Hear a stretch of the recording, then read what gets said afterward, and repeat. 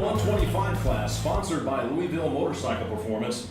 Louisville Motorcycle Performance Shop specializes in vintage restoration, race motor prep, vapor honing, and reclaiming vintage brakes. If you want to stop, come see them. Gemco is also a 40-year-old company specializing in custom handmade vintage racing exhaust. They can produce around 40 different models in both road racing, flat track, motocross, and off-road varieties. For the 125 class itself, F125 includes a variety of air-cooled, twin-shock, steel-framed Grand Prix race bikes, including models into the mid-70s. The class is primarily populated by 125 to 250cc two-stroke singles and twins, including production race bikes and converted street and enduro machines. You'll also see and hear a few Honda 175cc four-stroke twins. Single disc front brakes are allowed, and some machines will also be bumped up to the F250. For the Class C hand shift sponsored by Luke's Racecraft, and then the Class C foot shift sponsored by Candy and John Sneed. This class is for 1951 and earlier machines. Bikes are typically of those raced in early American Grand Prix national championship circuits. The 500cc singles and twins can have overhead cams or push rod engines. 750cc V-twins are side valve or flathead engines and use hand shift gearboxes. Battle of the smaller, lighter British bikes against the heavier, more powerful American iron like Indian or Harley-Davidson are what typically happened in the past. Foot shift and hand shift classes are on the track together but scored separately. And for the novice historic production lightweight, sponsored by Terrell's Custom Cabinets and Tim Terrell, Terrell's Custom Cabinets, owned by Tim Terrell, takes care of all of your cabinet needs. For the class itself, these are 1978 and earlier street machines in very close to standard production trim. Minimal modifications make this an inexpensive entry-level class, and it is intended for novice riders only. The lightweight class is for four strokes up to 500 cc's, 250cc two strokes, and certain 350cc two strokes. As the riders take to the field, here's how they're going to clear it up out there. On row number one for the 125 Formula 125 is going to be bike number 9, Grayson Rogers, 721 Bob Lewin, 19 Christopher Spargo, and 7F Mark Morrison. For row number 2, it's going to be 17G Randy Newt, 373 Neil Pooler, and 657 Lily O'Hara. Row number 3, it's going to be 951 W. Corey, 14K Ken Newt, 417 Michael Perry, and 357 Joe Corey. On row number 4, it's going to be bike number 76R Mark Perslow, 050 Zika Pires, and bike number 57 Kevin Brown. For the Class C foot shift presented by Candy and John Sneed, it's going to be 122 Alex McLean on row 6, along with 33Q David Tompkins, 24 Grant Spence, and 53S Scott Dell. And then back on row number 7, it's going to be 27 Dino Rhodey. For the Class C hand shifts presented by Luke's Racecraft, back on row number 9, it's going to be bike number 81 Ralph Wessel, 309 Tim Joyce, 244 Stephen Artez, and bike number 96X Joseph Miller. Then on row number 10, it's going to be 35 Doc Batselier, 73B Blake Wilson, and 17C Mike Baker. For the novice historic production lightweight presented by Terrell's Custom Cabinets, it's going to be 727 Beasley Ayers on row number 12, 7S Mitch Skaggs, G3 Corey Galla, and bike number 915 Craig Martin. On row number 13, it's 024 Matthew Rice, 332 Winston Spencer, and 431 Dwayne Kulo. Rounding out your field on row number 14, it's going to be 426 Clint Coulon, 76U Luke Sayer, and 59C Bill Gould. That is your field here for race number 1, the Formula 125 presented by Gemco, the Class C foot shift presented by John and Candy Sneed, Class C hand shift presented by Luke Racecraft, and novice historic production lightweight presented by Terrell's Custom Cabinets. And with that, my friends, welcome to an exciting day 2 here at the Barber Vintage Festival. We are getting ready to broadcast all day long awesome racing with our friends at AHRMA. For more information about all of our race schedule, if you want to come and go racing with us, which you totally should, go check out our website, www.arma.org. Greetings to all of our different pages that are out there watching. We've got pages all over YouTube and Facebook, all sorts of people tuning in. So thank you for watching, clicking, liking, and sharing all these videos. You can always go back and watch yesterday's videos as well. We had we had 16. We had tons and tons and tons of road racing all day long. And then we also have some dirt racing and dirt racing highlights sprinkled in there as well. There's several different broadcasts. We kind of broke them up over the course of the day. So feel free to go back and check those out over at the AHRMA official Facebook page as well. And I believe we're streaming over on the AHRMA YouTube page. So thanks for tuning in, everybody. This is Jackie Van Ham, and my partner in crime up here, Mr. Jay McMacken, is going to be doing some of the announcing up here. The heavy lifting up here is Mr. J. I'm just over here pushing the computer buttons and trying to be amusing at times. But we're kicking off a huge day today, another 16 race program, woo! Which is why we're starting so early at 8:30 in the morning. So let's get back down to the grid. Speaking of our very first race of the day, Formula 125, Class C foot shift, Class C hand shift, and novice historic Prati lightweight. Somebody's trying to bump the bike. So there's a stalled bike down there, it appears, the number 17X machine. Randy Newt. Do we need to turn that fan on so we can create too much noise? No, definitely. I just clicked it off when it was That's all right. kind of going crazy this morning. That's all right. Definitely help keep us a little cooler in here. Looks like the bikes are green again. Up on one bike, unfortunately, refusing to start this morning, so having to move them off the grid, but waiting for the boards to go up. And the start of this race is happening here in just a moment.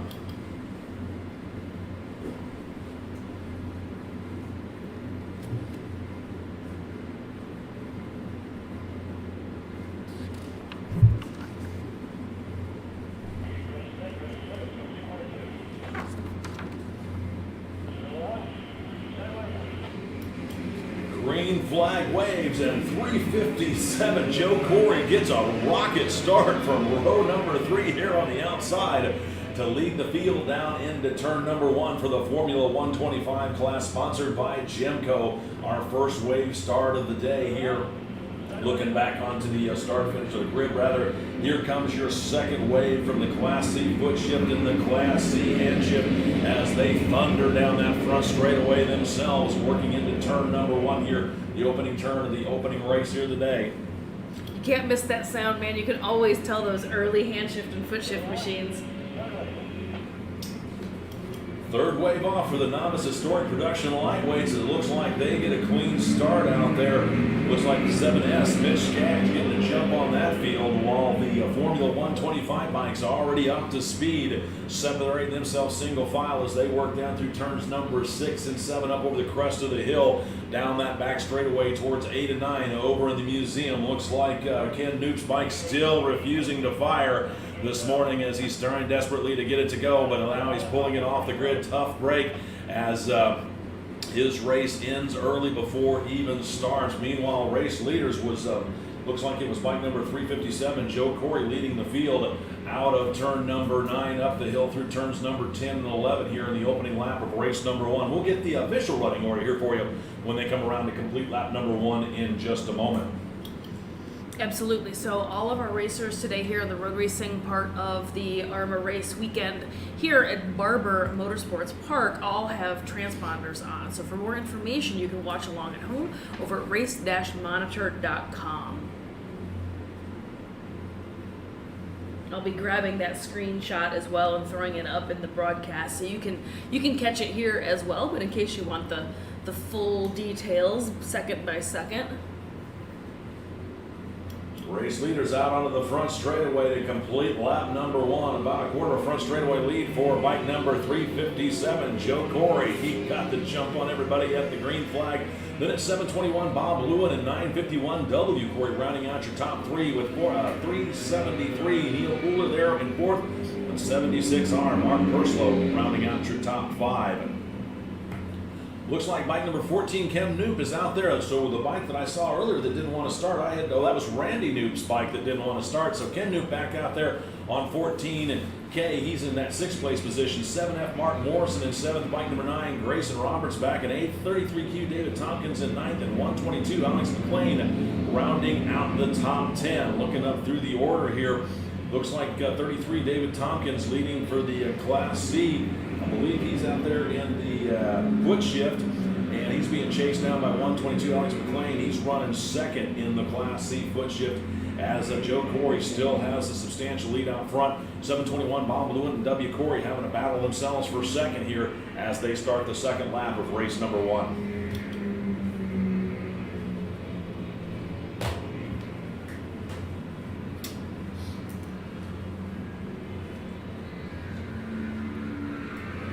Everybody gingerly picking their way through that pretty infamous corner over there, Charlotte's Web. You can see it on your screen right now, that great big light yellow gravel trap over there.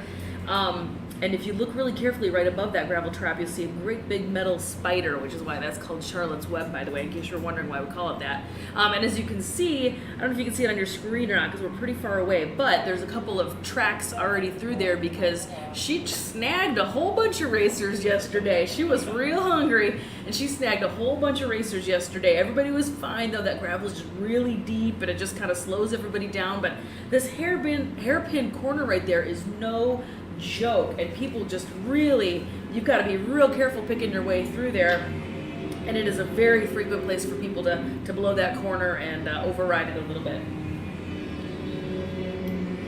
Out front, 357, Joe Corey still holding the lead with 721. Bob Lewin back there in second, and 351. W. Corey rounding out your top three. 373, Neil Pooler back there in fourth, and looks like 121, or 122 rather. Alex McLean for the Class C foot shift really gets rocking on that last lap, moves himself up to the top 5 overall. He's leading for Class C foot shift. Then 76R, Mark Perslow back there in 6th. Then 33Q, David Tompkins. He's running 7th overall. He was battling with McLean for the Class C foot shift rather. He's now down in 2nd in class. Then you've got 14K Ken Knoop out there, 7F Mark Morrison. And then bike number 7S, Mitch Skaggs on the production novice historic production lightweight class. He started on that 3rd wave way back there. He's worked himself up to be a top 10 contender as he's leading for the novice historic production lightweight field. And now's a good time. Let's go check out Race Monitor so you can watch along at home and see what is happening out here. So you can see this is the order that the transponders are crossing the line. It does not mean that this is all the same classes, and if you look, you can see that it designates which class. So the Formula 125, Joe Corey is in 1, but then if you jump down to the Class C foot shift class, it's Alex McLean is in 1. We're going to have a pickup, right? No. Copy that, we'll roll.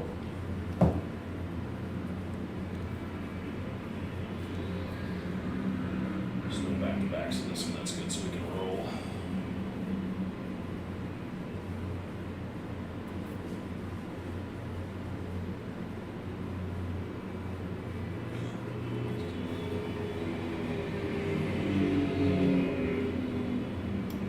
Bike 357, Joe Corey still holding on the lead, but bike number 721, Bob Lewin definitely closing the gap, trying to mount a charge here as we should be coming up on halfway next time by. 122, Alex McLean works himself up a couple of more positions to 3rd overall. He's still leading for the Class C foot shift with bike number 33, 33Q, David Tompkins, right behind him there, holding on to that 2nd place position. And 951 is W. Corey. He's holding on to that top 3 of the Formula 125. They're moving on back through the field. Looks like 7S, Mitch Skaggs, still leading for the novice historic production lightweight, still rounding out your top 10. And as Lewin trying to figure out a way how to catch up with Corey and mount a challenge here as we're coming up on halfway next time by. Where's my leaders at?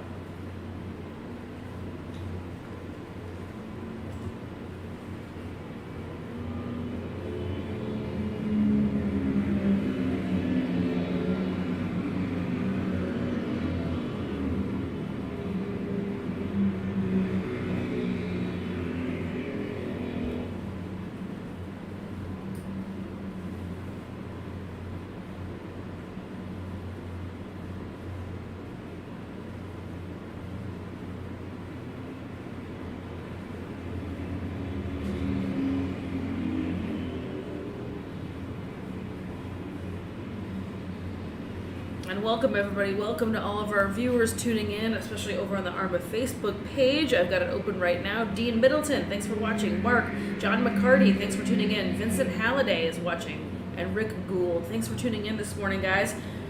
Do take a second, hit that share button down on the lower left-hand side of your screen. If you're watching on a phone, share this page with your friends, or share this stream, I should say, with your friends.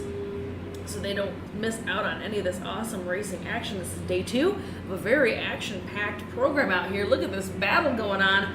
They are side by side. It was a drag race heading into that turn 5 down there.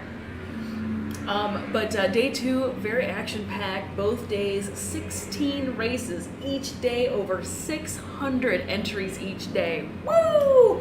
Absolutely crazy. As halfway flags come out on this one, let's go first call. First call for our next race. Race 2 rather. Race 2, Sound of Singles 3.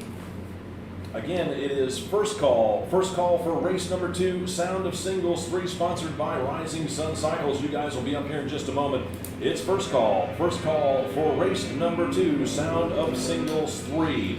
Out on the racetrack, bike number 122, Alex McLean, worked his way around the 125, so put the Class C foot shift bike of 122, Alex McLean, on the top of the leaderboard. He's still being chased down by 33Q David Tompkins. Second in class, second overall, then 357. Joe Corey still holding on to the lead for the Formula 125 with 721 Bob Lewin and 951 W. Corey rounding out the top 3 for the Formula 125s. Going on back through, well, looks like bike number 7S, Mitch Gage, still rounding out your top 9. He's still leading for the Novice Historic Production Lightweights. Again, we're at first call. First call for the Sound of Singles 3, presented by Rising Sun Cycles. You folks will be up here in just a moment. First call for race number 2.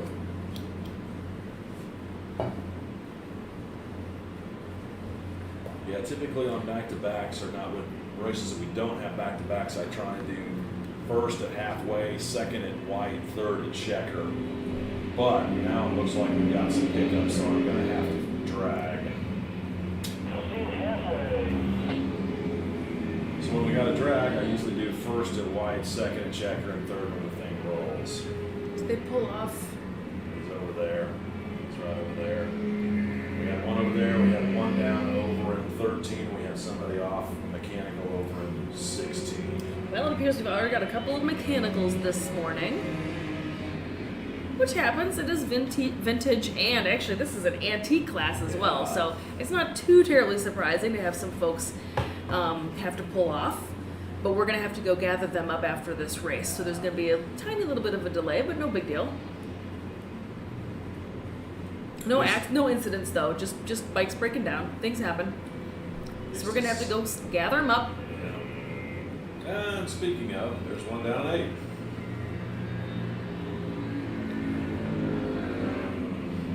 He's getting up slowly.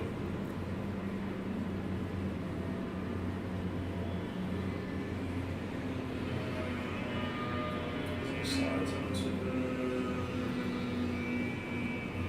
Oh, that's over 2. Yeah, I was going to say it looks like 2. That's 2. So we do have there's a safety camera here that the track watches all of the corners for any sort of incidents. Unfortunately, I can't show you that footage for liability reasons, but we can watch it up here so we can see when people have little pullovers and things like that. It looks like somebody slid out a little bit over in turn 2, which is a super, super tight, like decreasing radius.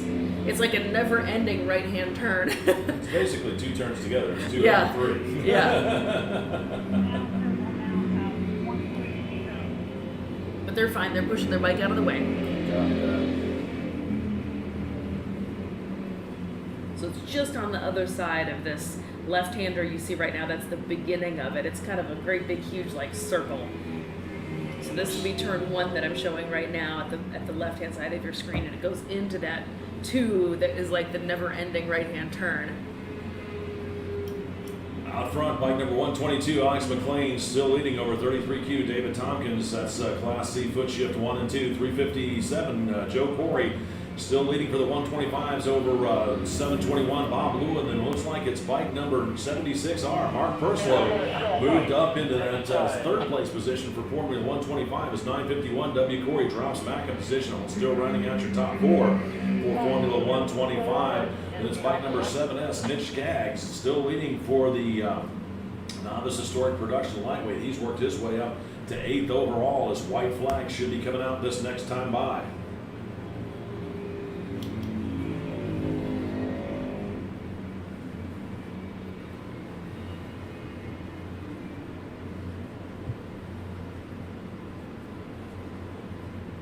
It looks like it's going to be another absolutely spectacular day out here. Just gorgeous weather this weekend. It literally could not be any nicer. Absolutely beautiful. Thanks for tuning in if you are home, if you couldn't make it, but man, you got to put this on your list next year. This is a must-do event.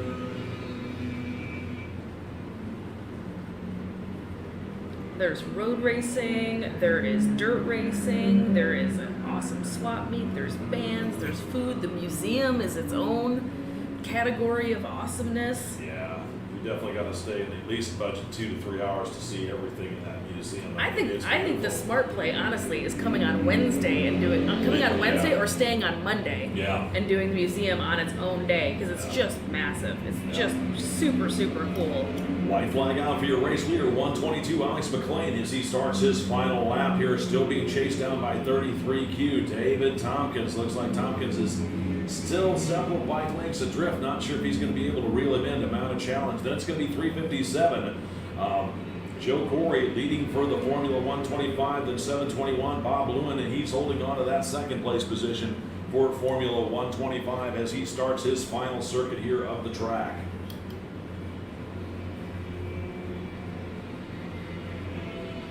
Then it's going to be 76R, Mark Perslow rounding out the top three for the Formula 125 as he sees the white flag, letting him know he's got one more lap to before he can taste victory.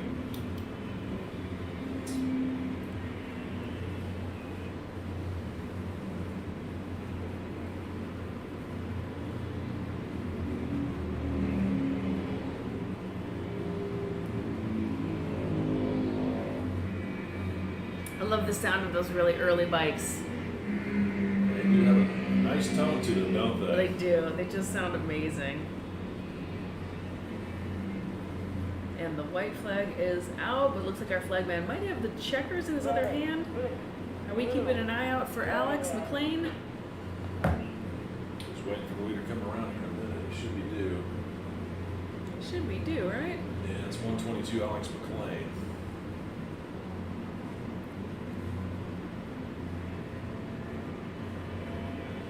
Go ahead and switch on over to the flagger cam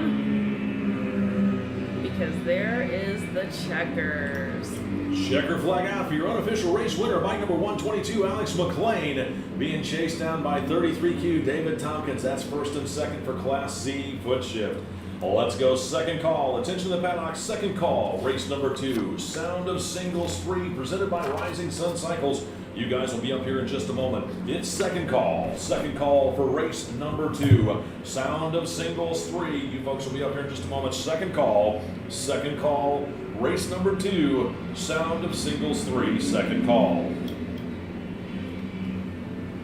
So let's go ahead and take a gander at the Going map on down of this through the grids. beautiful Looks like place. 357. Joe Corey took the unofficial win for the 125, but being chased down by 721. Bob Lewin taking the unofficial second, looking to see if it's going to be 76R. Mark Perslow, it is. He takes the unofficial third out there for the Formula 125 group. Then it looks like next up it should be 7S. Mitch Skaggs. He'll take the unofficial win for the Novice Historic Production Lightweight class. Going on down through the grids, it looks like it's going to be bike number 727, Beasley Ayers, taking the unofficial second for the Novice Historic Production Lightweight. Sorry about that, gang. I jumped the gun a little bit. But I just wanted to go ahead and click the map on so you could take a look for the folks at home and see what we're talking about here and get a little bit better idea of where we're at. This is the 16th Annual Barber Vintage Festival powered by BMW Motorrad.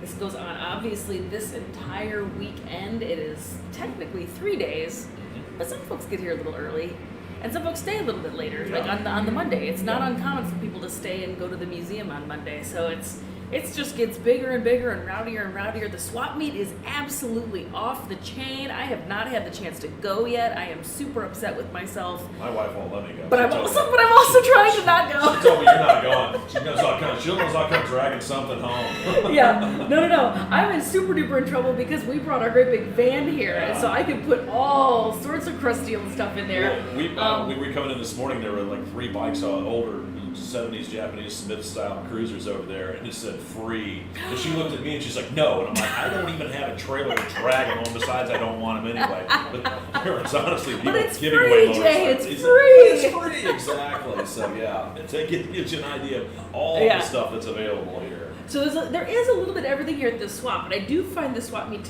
to generally speaking, now there's always exceptions, generally speaking, be a little bit more European-centric, which is why I like coming. I've got a couple of BMWs in my shed and some Hondas. I mean, I got a little bit of everything. So I love the swap meet here. It's absolutely wonderful. But again, road racing, dirt racing, there is this awesome, awesome killer swap that is dying to take all of my money. There's great food and drink, all sorts of good stuff going on. So let's check out that map.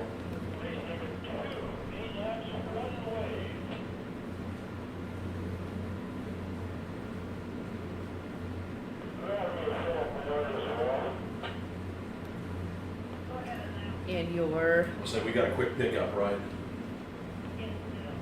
Let's get ready out here. Copy that. Just let me know when I need to go third. Let's do that. Let's switch those around. There we go. Okay, so let me go ahead and switch these graphics around. What's next? Sound of Singles 3. So race number 2 is going to be the Sound of Singles 3, which is the smallest of the singles class. 37 riders in the field, though. But a huge class, right? I said that wrong. It's not the grid. smallest. Big the grid. grid is huge. It is the smallest displacement of the singles classes. But the grid is crazy town. 37 racers on this grid. So this is going to be a real good time. Let me go ahead and find the graphics for it. There we go. Alrighty. Sound of Singles 3.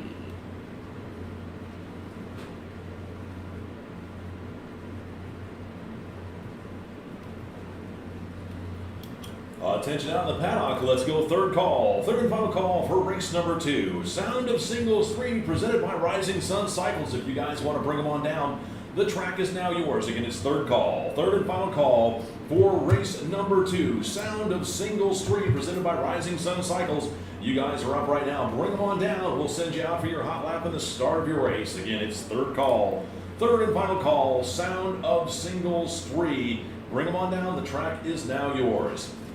The Sound of Singles 3 sponsored by Rising Sun Cycles. They're an importer of new and used Yamaha and Honda Grand Prix road race motorcycles and replacement parts and accessories. They've been in business since 1977.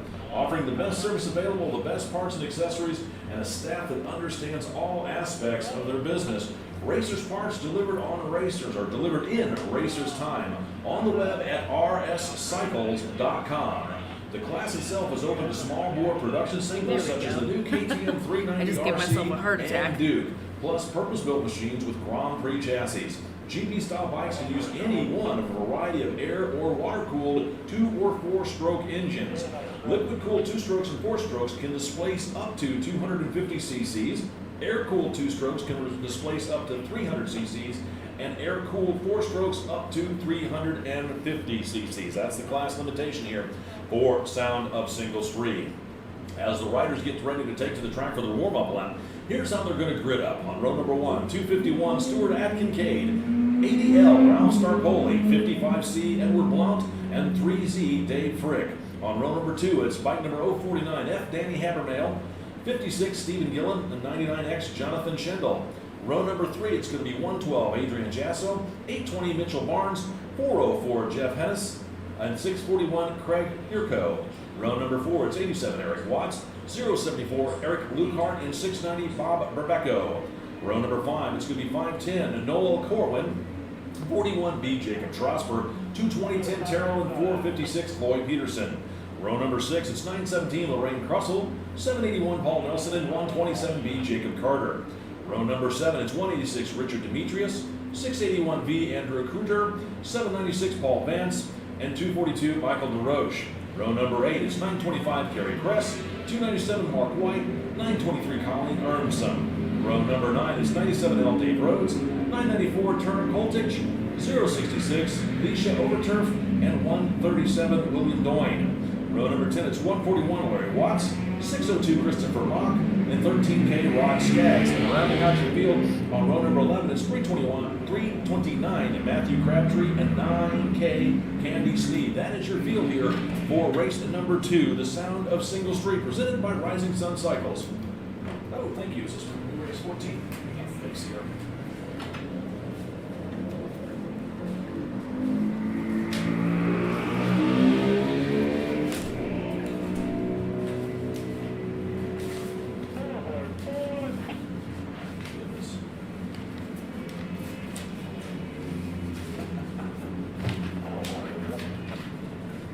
Drowning in paperwork over here.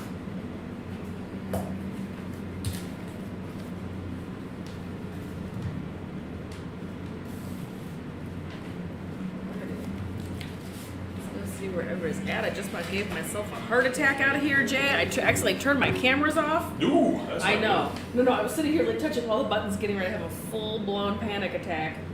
And all I did was I muted it on my computer. good. Well, crisis averted then, right?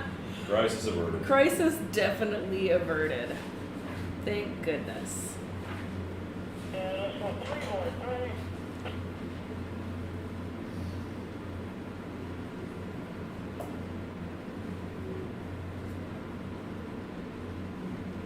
All right, we got a back-to-back on this one, so I'm going to have to drag.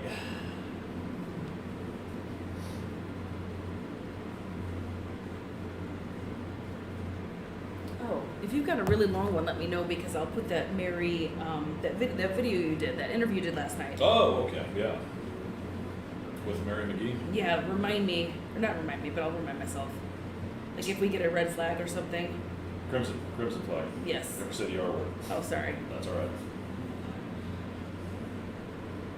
Yes. Or if there's just a long- liquid sunshine or precipitation. Oh, I never say the RAIN word. Crimson I adventure.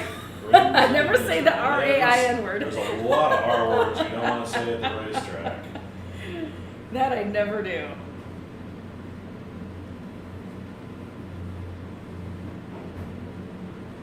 Although nobody talks about rev limiter anymore.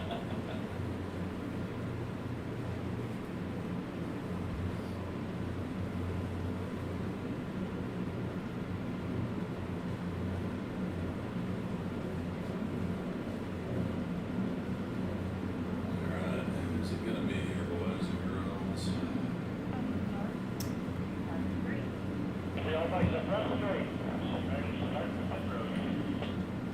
Those two boys out there, where's Adrian now?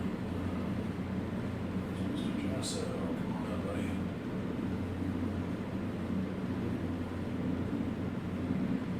There he is, okay.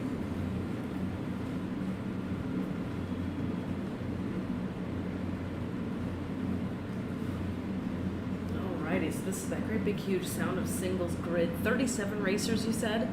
And this Yeah. is the smaller displacement but single cylinder race category. Yep. Liquid cooled 2 or 4 strokes can displace up to 250 cc's. Air cooled 2 strokes to 300 cc's and air cooled 4 strokes to 350 cc's. This is also open to some newer machines, including the KTM 390 RC and the Duke, which is super cool. So we're trying to include a little bit more modern machines in with our vintage racing, so it's not just always old stuff. And clearly there's a huge demand for it with 37 racers here.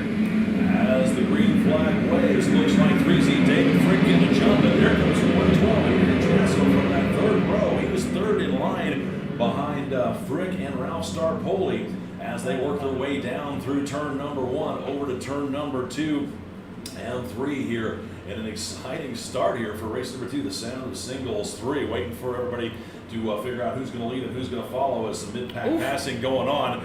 As there they come up over the crest of the hill, it looks like out front it is Ralph Starpoli, Adrian Jasso right there. Then I believe it's 99X, Jonathan Schendel, and then 3Z David Frick as that field rolls through Charlotte's Web of turn 6 and 7 up over the crest of the hill. Looks like Starpoli's wasted no time trying to stretch out his lead. Jasso trying to pick up the draft, but several bike links adrift with bike number 99, Jonathan Schendel there in third as that group leads the rest of the field down that little backstretch, dropping over to turn number 8, 9, and 10 in the museum right now. We'll get the confirmation of the top 10 when they come around to complete lap number 1 in just a moment. Yeah, Ralph Starpoli having a heck of a day out here yesterday. Very, very fast. Yeah, he and Adrian Jasso, you've had great battles all this year.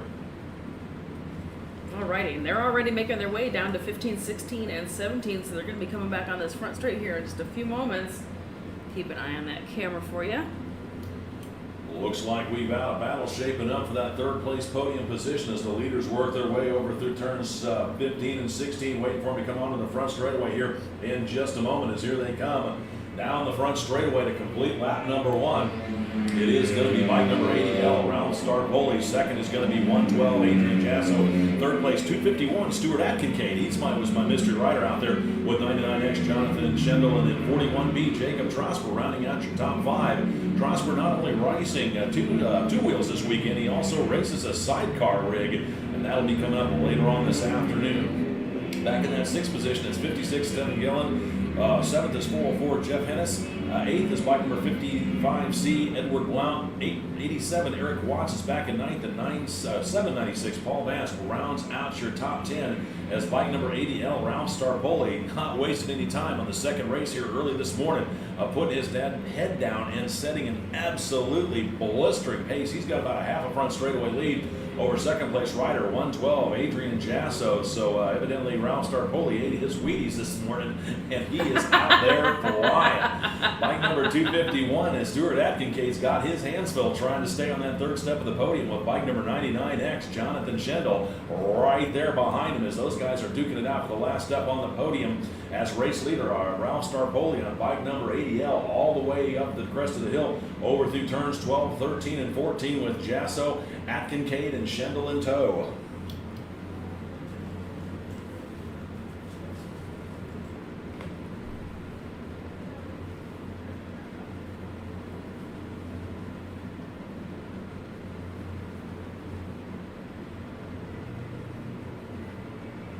Here we go. Race leader, bike number 80L, Ralph Starpoli, one more time onto the front straightaway. He does. He's got a full front straightaway lead over 112, Adrian Jasso. Then it's going to be bike number 99X, Jonathan Schendel. He's gotten around Stuart Atkincade as he set his sights trying to step up onto that second step of the podium with bike number 41B, Jacob Trosper, right back there in that top 5. And it looks like we've had our first Crimson adventure here this morning as they got some action going on over the turns 12 and 13 area. Stand by for a moment. I'll let you know where to send them to you.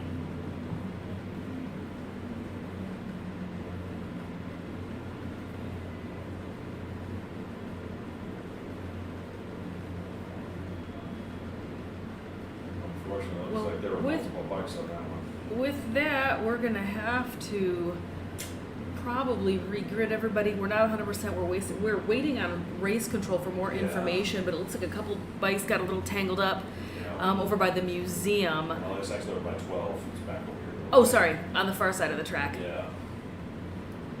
Oh yeah, you're right, because I can see this timing tower. In case you're wondering what we're looking at, we have security cameras up here. The track, this facility is absolutely stunning. It is just state of the art, and they have really, really incredible amenities here for racing. All of our team is super comfortable. They treat us wonderful, and they've got security cameras at every single corner, so we can see what's happening everywhere. But unfortunately, I can't stream that footage.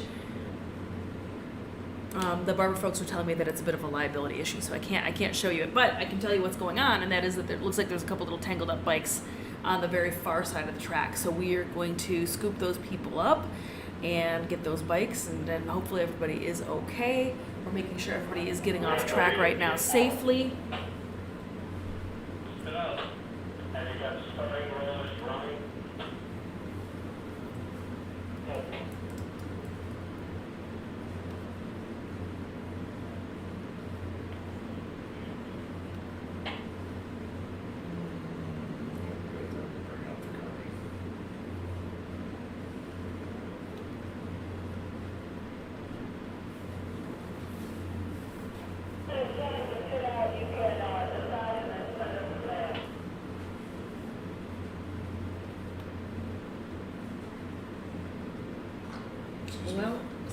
have just a hot second, let's go on ahead because it looks like we're going to take just a moment and get this all sorted out. Hopefully everybody is okay, but we're going to be standing down here for just a minute. So I'm going to go ahead and show you a really great video from yesterday that I showed because we are celebrating a very special class of racing here. We had our Premier Cup races yesterday at lunchtime, and we have them again today that are going to be happening right at noon, if I remember correctly. An epic battle in this great class that is sponsored by our friend Kenny Cummings at NYC Norton. So we showed a really great video that was shot kind of talking to him and his love of the Norton motorcycle, vintage bikes and craft and all that kind of neat stuff. So let's go on ahead and go check that video out.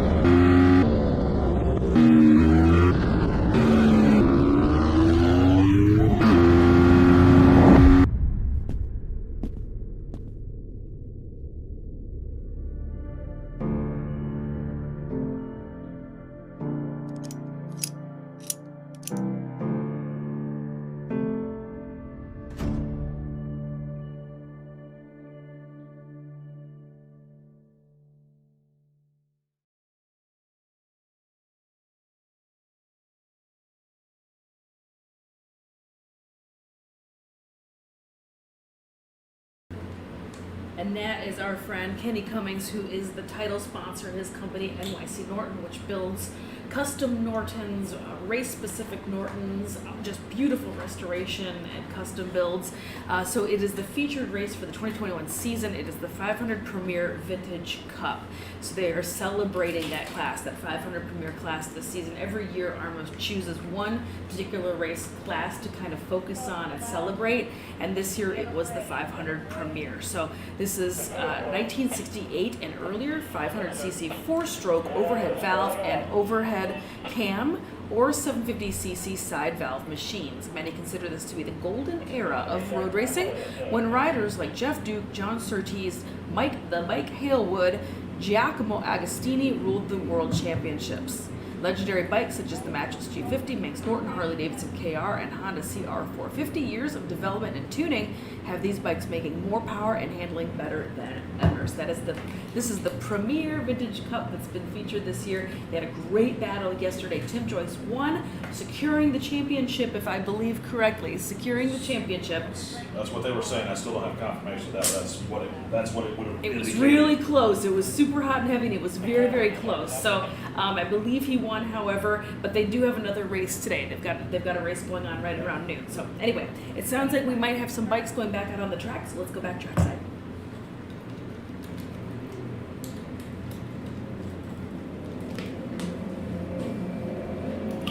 Attention out there in the paddock, we are restarting here the race number 2, Sound of Singles 3, after we've got that incident cleared up out there. So it'll be the original grid positions coming up. 251 Stuart Kincaid on row number 1, along with bike number 80L Ralph Starpoli, 55C Edward Blond, and 3C David Frick on row number 2. It's going to be 56 Stephen Gillen and 99X Jonathan Schendel. Row number 3 is going to be 112 Adrian Jasso, 820 Mitchell Barnes, and 404 Jeff Hennis, along with 641 Craig Herco. Row number 4, it's 87 Eric Watts, 074 Eric Luckhart, and bike number 690 Bob Rebecco. Row number 5, it's going to be 510 Noel Corwin, 41B Jacob Trosper, 220 Tim Terrell, and 456 Chloe Peterson. Row number 6, it's going to be 917 Lorraine Crussell, 781 Paul Nelson, and 127B Jacob Carter. Row number 7, it's going to be 186 Richard Demetrius, 681B Andrew Kruger, 796 Paul Vance, and 242 Michael DeRoche. Row number 8, it's 925 Kerry Kress, 297 Mark White, and 923 Colleen Ermson. Row number 9, it's 97L David Rhodes, 994 Turner Coltich, 066 Leisha Overturf, and 137 William Doyne. Row number 10 is 141 Larry Watts, 602 Christopher Mock, and 13K Rod Skaggs. Rounding out your field, back on row number 11 is 329 Matthew Crabtree and 91K Candy Sneed. That's your field here for the Sound of Singles 3 race presented by Rising Sun Cycles.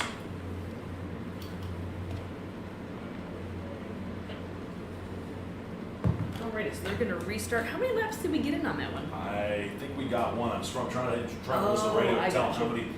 I don't think it's going to be a full restart, but it might. I don't know. That's what I'm trying to find out how many laps they're going to do. Gotcha. And this was originally an 8-lapper? Yeah. Okay.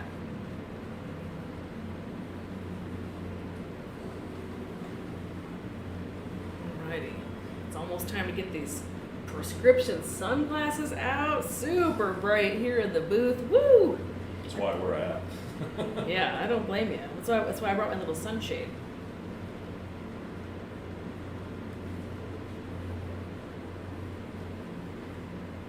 Alright, and everyone's starting to make their way back to the grid, so let's go back to my flagger cam and get a good look at everybody.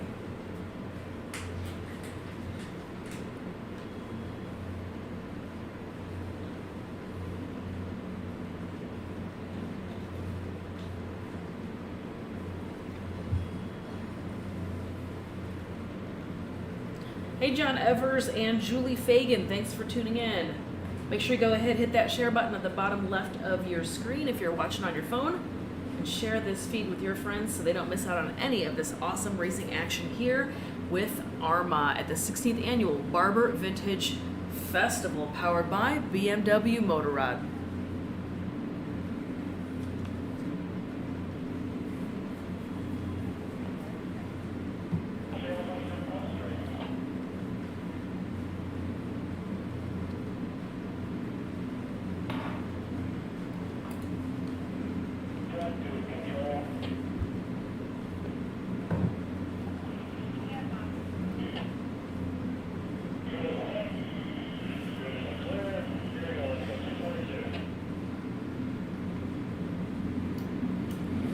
Starter has the 2 board up, now the 1, and the green flag waves once again. It looks like Adrian Chassa once again gets a great jump out there on the field as he's trying to hold on to that second place. Not sure if he was quite able to do it, as everybody once again down in through turn number 1, trying to figure out who's going to lead and follow. One bike a little slow off the starting grid out there as they get that bike pushed out of the way here, with the field working their way out of turns number 3 up over the crest of the hill and 4 down into 5 into 6 into Charlotte's Web. One more time up front, it is Star Polly. Looks like Jasso can't tell if that's Schindel or Kincaid back there in that 3rd place position, as whoever it was runs just a skosh wide. I think that's Schindel back there. Looks like Kincaid rounding out your top 5 as the field's starting to spread out now, single file out of turn number 7 up over the crest of the hill and down that back straightaway one more time here over by the museum turns.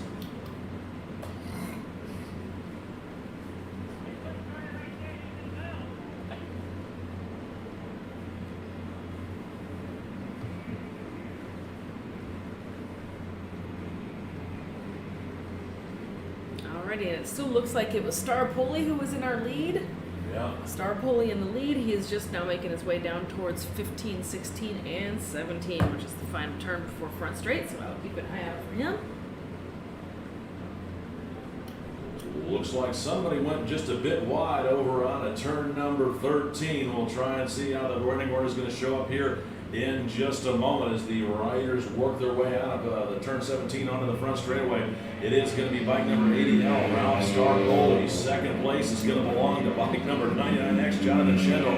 He and Adrian Jasso were having a heck of a battle that last lap. Now they're running 2nd and 3rd overall. 251 Stuart Kincaid back there in fourth, and 41B, Jacob Trosper still rounding out your top 5. 55C, Edward Blunt is up in that 6th place position with 56, Stephen Gillen back in 7th, 87, Eric Watts in 8th, 297, Mark White in 9th, and 796, Paul Vance rounds out your top 10 as bike number 80L, Ralph Starpoli, once again setting a blistering pace. 99X, Jonathan Schendel trying to reel him back in with bike number 112, Adrian Jasso. Looks like Schendel gets just a little wide over out of turn number 6 into 7. That opened the door for Adrian Jasso on 112 trying to work a draft pass. They're pretty much side by side down into turn number 8. It looks like Jasso just nipping Schendel for the lead as they drop out of sight over through turns number 8 and 9 over by the museum. We'll wait for them to come back up the hill over here where we can pick up their side out of turn 11 and 12 and see if Schendel was able to repass Jasso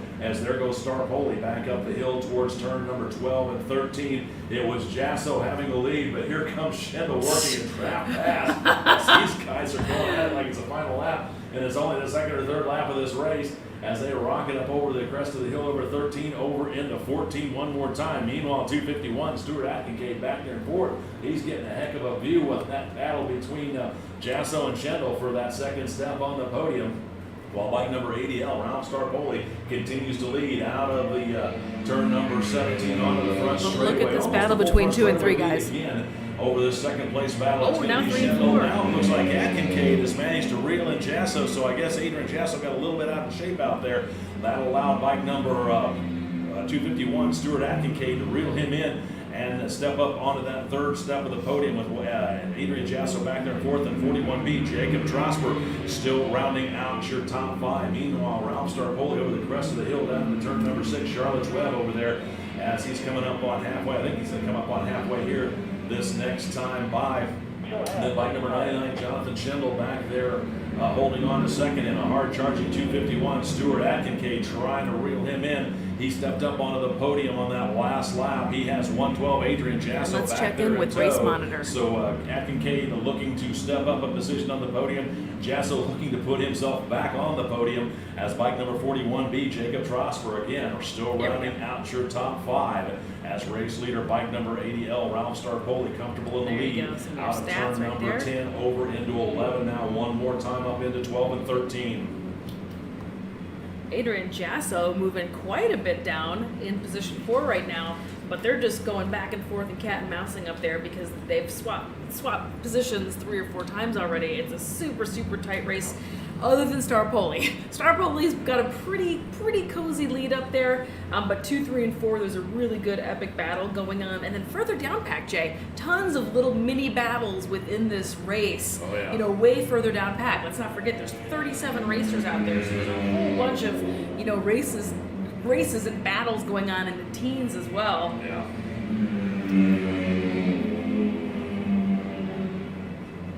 Ralph Starpoli seeing the green and white flags, let him know he's got 4 done and 4 left to go as he starts the second half of his race. Then it's going to be 99X, Jonathan Schendel, and 251, Stuart Atkincade. Those two are duking it out for that second step on the podium as Starpoli all the way down in the braking zone into Charlotte's Web. Meanwhile, Atkincade just about 3 or 4 bike lengths adrift of Schendel, closing in on the brakes over into turn number 6 with bike number 112, Adrian Jasso right there. He's having a battle shape up himself with 41B, Eric Trosper, or Jacob Trosper rather, as Jacob Trosper tried to get around him on the inside around Jasso, but didn't quite have enough room. Thinks the better of it, drops back in line. Meanwhile, Stuart Atkincade was able to pick up the draft on Jonathan Schendel, and those two were pretty much nose to tail down that back stretch of between turns 7 and 8 as they worked their way through turn 9 over by the museum here on the second half of their race.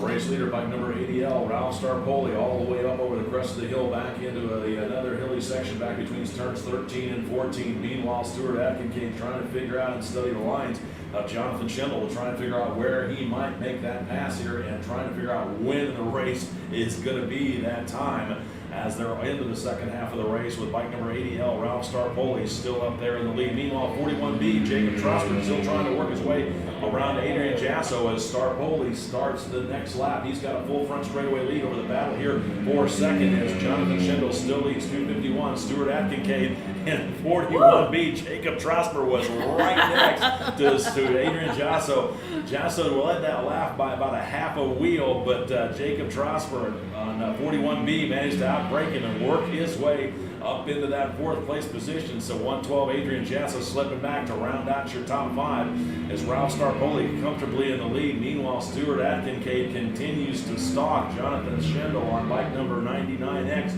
as that duo works their way out of turn number 6 up the crest of hill and turn number 7. Atkincade within striking distance, about a half a bike length now, right on the rear tail section of Schendel as they are nose to tail. Atkincade trying to work the draft, not sure. I think he might have worked his way around the inside as they disappeared over into turn number 8 and down into turn number 9. We'll see how they look when they come back up the hill. Meanwhile, 41B, Jacob Trosper still holding on to fourth with bike number 112, Adrian Jasso right there behind them. So those guys got a battle going on for fourth, while Schendel and Atkincade still duke it out for that second step of the podium, as I believe it's Schendel still out front now. I couldn't quite tell because they have both very similar colored bikes on the far side of the track as they disappear out of sight up through turns number 13, 14, and over into 15.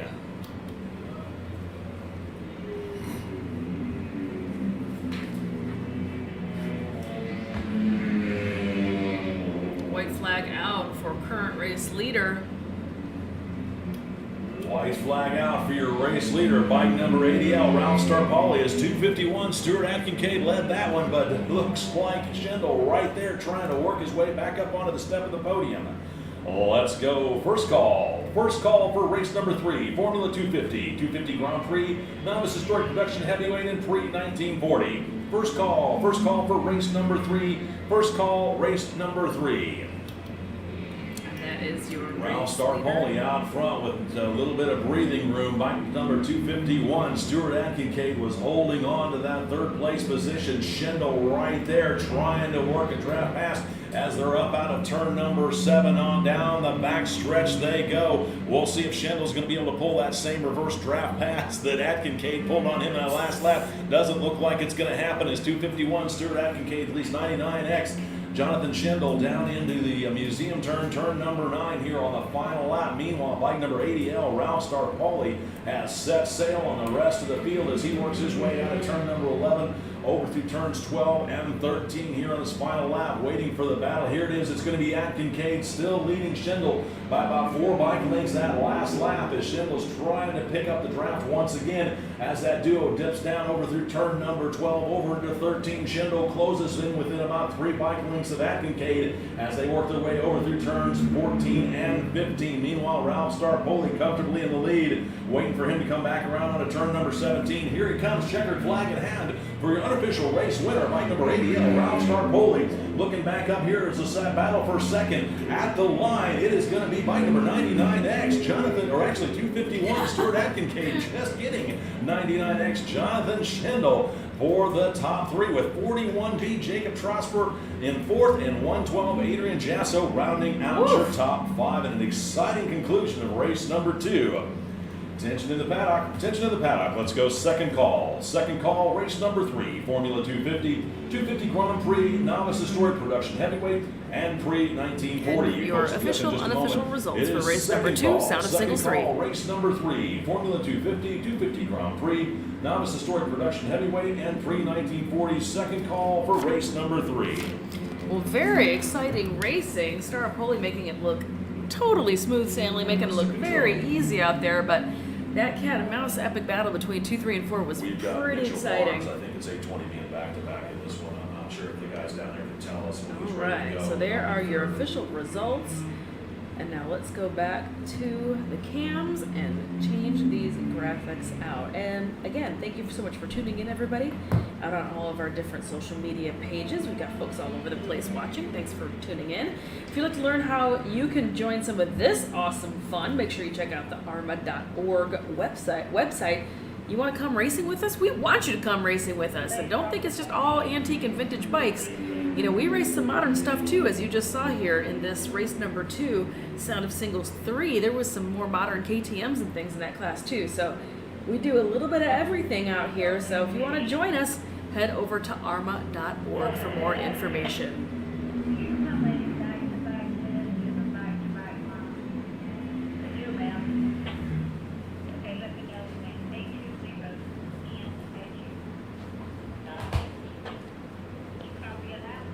Alrighty, Formula I did, thank 250. you. 250 Grand Prix is next. Who else? Novice Heavyweight. Then I'll be back-to-backs and 3 to 4 stud school like the normal that one. And pre 4 1940. to 5's a back-to-back, 5 to 6 back-to-back, 6 to 7. So if you hear Mr. J next to me talking about back-to-backs, what he's referring to is our racers that are racing in multiple classes, which is not uncommon, right? Lots of people come from all over the place to come here. It is a spectacular weekend. Everybody wants to race. It's also the last race of the season, so this is it. It is. This is So it. This is for all the marbles. And I this is- apologize for talking to myself. I'm just sitting here trying to No get worries. myself figured out where I'm going with these racings and which races I have to make sure I got back-to-back so I don't rush anybody. No worries. So I just wanted to let the folks know that what he's talking about, what he's referring to, is the folks that have what we call back-to-back races, which is pretty self-explanatory. But we've tried to create a little bit of a window so that those folks who are racing multiple classes, who might be doing a back-to-back race, have time to either go switch bikes or put gas in the bike that they're in if they're racing it in the next class. Or whatever they need to do. Sometimes they literally just need like a minute and a half to 2 minutes to go get that sorted out. So we try to just take a little pause, let them get sorted out, and then once we see everybody start to get gridded back up, we start moving again. So, we want to make sure everybody gets their money's worth. To be honest with you, people pay good money to be here and come racing with us. We want to make sure everybody has a chance to make their grids and go race and go chase those points and go bang bars with their buddies. So that is what's going on with that. And let's get back down to the track and go see what's going on. So it's the 250 Grand Prix, Formula 250, Novice Historic, Production Lightweight, Production Heavyweight, Parati Heavy, and then Pre 1940. Jay, do you want me to read these grid descriptions? I'll get them. Thank you. Attention out in the paddock. Let's go third and final call for race number 3, Formula 250 Grand Prix. Novice Historic Production Heavyweight and Pre-1940. You folks are up right now. Again, it's third and final call for race number 3, Formula 250 Grand Prix, sponsored by Candy and John Sneed. The Novice Historic Production Heavyweight is sponsored by XL Storage, and Pre-1940 presented by Norton Manx. You guys are up right now. Again, it's third and final call for race number 3. For the 250 class, sponsored by Southpaw Racing Services. Southpaw Racing Services team members include Carl Anderson, who's the Chief Tech Consultant, Colton Roberts, which is porting and engine modifications, and Brian Bradford from Fabrication and Exhaust. They supplying engines and tuning to help riders win races, including recent Formula 125 champion Louis LeBlanc and Colton Roberts. Our specialty is, their specialty is Yamaha Vintage 2-strokes. The class itself is primarily for 1972 and earlier air-cooled 2-strokes, including singles up to 360 cc's and twins up to 250 cc's.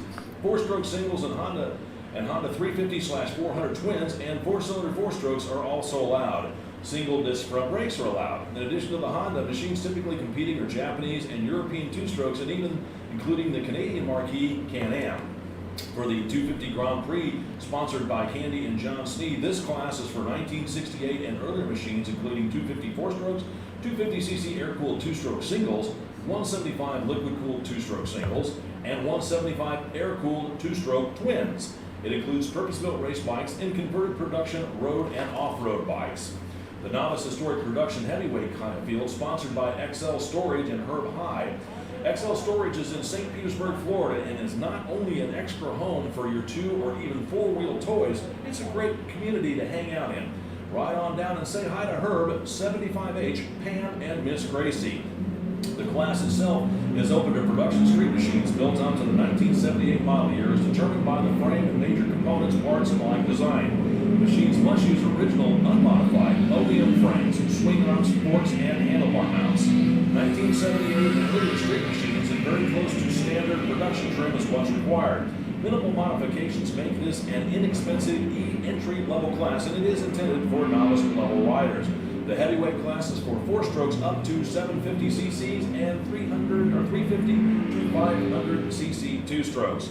And the last class, the Pre-1940 Grand Prix, sponsored by Norton Manx Racing and Rob McKeever. Bob McKeever, also known as Champagne Bob, raced at Daytona in 1948 and was heavily involved in vintage racing for many years. Sadly, he passed away in January of 2017 at the age of 97. Bob founded Champagne Bob Racing, which evolved into Norton Manx Racing and carries on Bob's passion. Bob's son, Rob McKeever, is the team manager and continues the race program. The Norton Manx Racing racers are Alex McLean and his wife Cindy.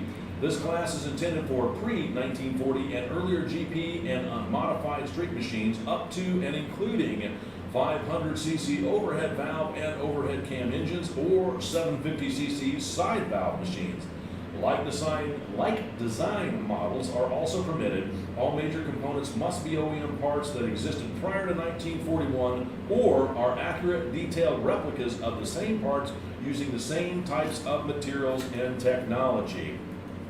So looking at the grids and how they're going to grid up for this race, for the Formula 250, on row number 1, it's 1D, Steve DeCamp, 9, Colton Roberts, C27, Mark Brown, and 600, Bob Demetrius.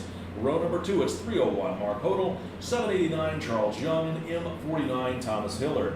Row number 3, it's 715, David Hurst, 709, Joe Ackley, 820, Mitchell Barnes, and 304, Kevin Dinsmore.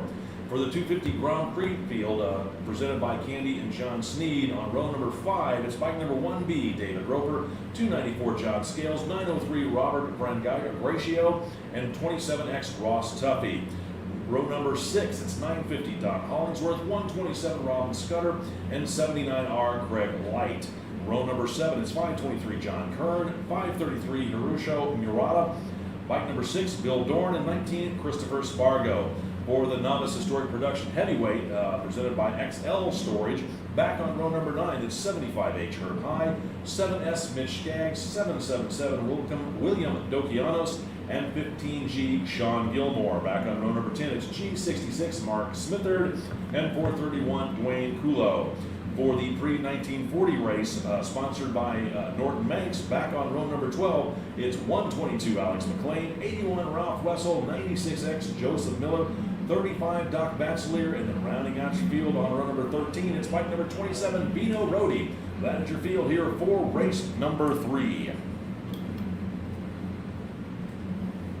Looks like they're all gridded up out there. Folks still wiggling around, figuring out where they're going. Where am I supposed to grid? Where am I going? I forgot my grid position. Which way you going? Which direction? Well, yesterday we had the reverse lap. We did a lap of honor for one of our AHRMA family members, and that was it was super neat to see, everybody turning out and paying tribute, but also it was in reverse, so it was really like a little bit. It kind of threw me off for a minute when I glanced up. Yeah, it's. You almost never ever want to see anybody going reverse direction on a race. Yeah. I mean, generally, yeah.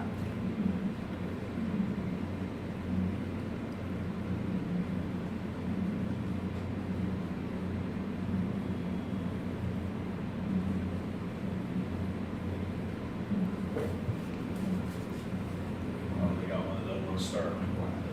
They hold it here, so. All systems having trouble starting, I guess. Yeah, I got a bike. It's not wanting to start. I can push him off. Because the grids are so huge here, because we have over 600 entries. If your bike does not start on the grid, we give you just 60 seconds to try to get it to go, but if it doesn't, we have to push you off the track. As the green flag waves, looks like 600. Bob Demetrius and bike number 9, Colton Roberts, both get about an equal start as Demetrius sweeps around the outside. Colton Roberts checked up just a little bit, ends up third through turn number 1. But remember, you can't win the race on turn number 1. It's only when the checkered flag waves. Then the second wave looks like they're cleanly away off the starting grid out here as they thunder down the front straightaway towards turn number 1. Waiting for that third wave to get going here. That's the pre-1940 class way back. And then back of the pack is the Formula 250 and 250 Grand Prix riders all the way over the crest of the hill down in the braking zone for turn number 6, out of 6 over into 7. Looks like it's, I believe it's Demetrius out in front of Colton Roberts. Hard to see in the sunlight as they that duo rocket down that back straightaway over towards turn number 8 and down into turn number 9 by the museum. We'll make a confirmation of that when they come around to complete lap number 1. Yeah, for sure. And if you all just now tuned in, you can always go check out the live race, the timing and scoring and all that jazz over at race-monitor.com. I'm going to be putting them here in the broadcast as well, but just in case you want to go check it out, you're more than welcome.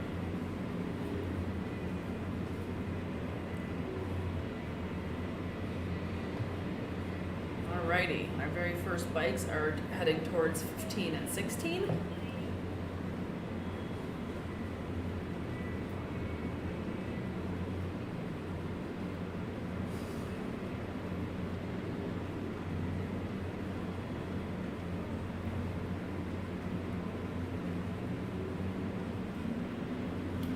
Race leaders out of turn number 17 down the front straightaway at the line. It is going to be 600. Bob Demetrius with bike number 9, Colton Roberts back there. C27 Mark Brown, he was my mystery third place rider. As those three have got a break away from the rest of the field. Then it's going to be 19 Christopher Spargo and 304 Kevin Dinsmore rounding out your top 5. Then at 709 Joe Ackley back there in 6th with 1B David Roper back in 7th. 127 Ronald Scudder and 8th, M49 Thomas Hillard, and 301 Mark Hodel rounding out your top 10. So Demetrius leading Colton Roberts and C27 Mark Brown, that's your top 3 for the Formula 250 class. And then going on back, looks like 1B David Roper leading for the 250 Grand Prix, being chased down by 127 Robin Scudder. They're running first and second in class as the field starts their next lap.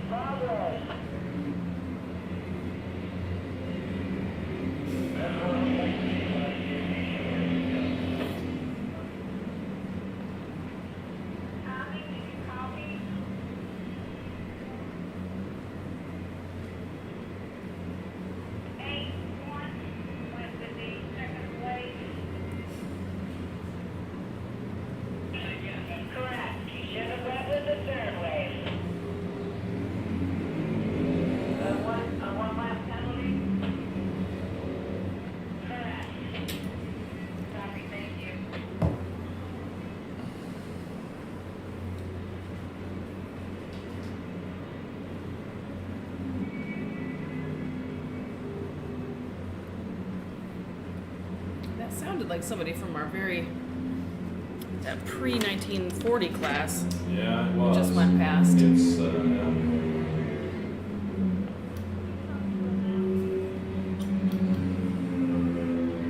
for announce. I'm not seeing our back-to-back out there. Yeah, I got the list here on this one. This is 3 or 4. We don't have one.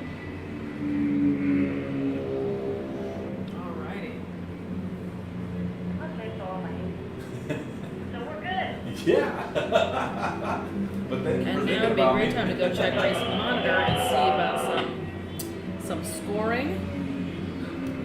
Out there on the track, 600 Bob Demetrius still holding the better of his battle with bike number 9, Colton Roberts, and C27 Mark Brown still right there within striking distance as they start their next lap. 19 Christopher Spargo still in that 4th place position. 709 Joe Ackley again rounding out our top 3. Looks like 19 Christopher Spargo, he's actually up to the lead for our 250 Grand Prix. That last lap I said was 1B David Roper, but it's not. It's 19 Christopher Spargo leading for the 250 Grand Prix.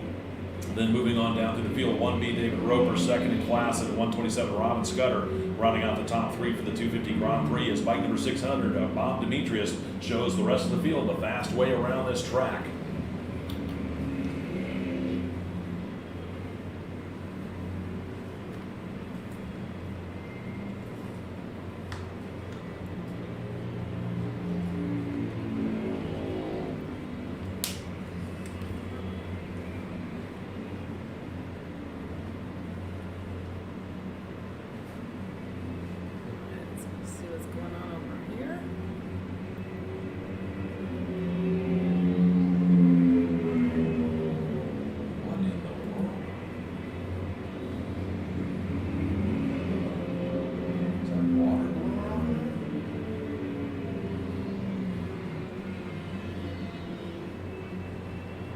That's the Oh, dripping. That's the camera up on top of the tower.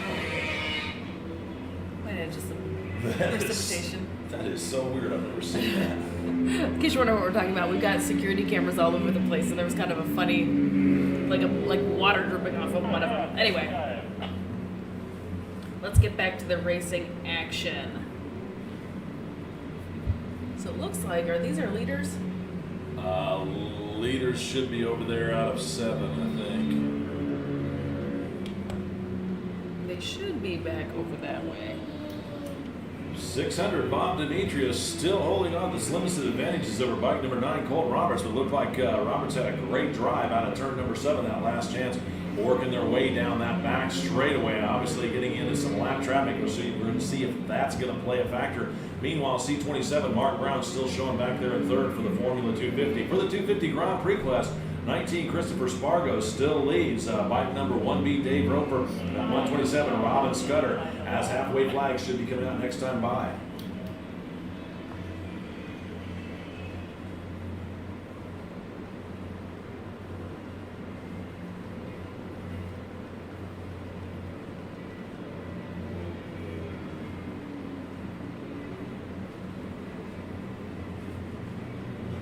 I'm just gonna keep an eye out for the flagman then, because he knows who's in the race leader. Yeah, they should. It's kind of hard to tell sometimes because the 250s are really similar. Here they come. Halfway flags out for your race leader is bike number 600, Bob Demetrius, still leading Colton Roberts. Roberts right there on their tail section as they're weaving and picking their way through traffic as they dive down into turn number 1. Meanwhile, C27, Mark Brown, about a full front straightaway lead back. He's still comfortably back there in third. As Colton Roberts still trying to figure out how to get around Demetrius as they come out of turn number 4. It looks like Colton Roberts managed to pull the trigger that time and get around Demetrius and probably a back marker. That's them as going you into put the Colton hairpin right now. Roberts That's on their bike number leaders. 9 up to the top step of the podium. For So now it's gonna be 250 or 600. Formula 250. Bob Demetrius' turn to try and reel in Colton Roberts as that duo rockets up over the little crest of the hill there in 7 and down the back straight away they go. Meanwhile, C27, Mark Brown still in tow back there in third with bike number 19, Christopher Spargo leading for the 250 Grand Prix field. And now they're headed towards the museum. Attention out in the paddock. Let's go first call. First call for race number 4. Battle of the Twins 1 and Sound of Singles 1. You folks will be up here in just a moment. It's first call. First call for Battle of the Twins 1 and Sound of Singles 1. You folks will be up in just a moment. First call. First call for race number 4.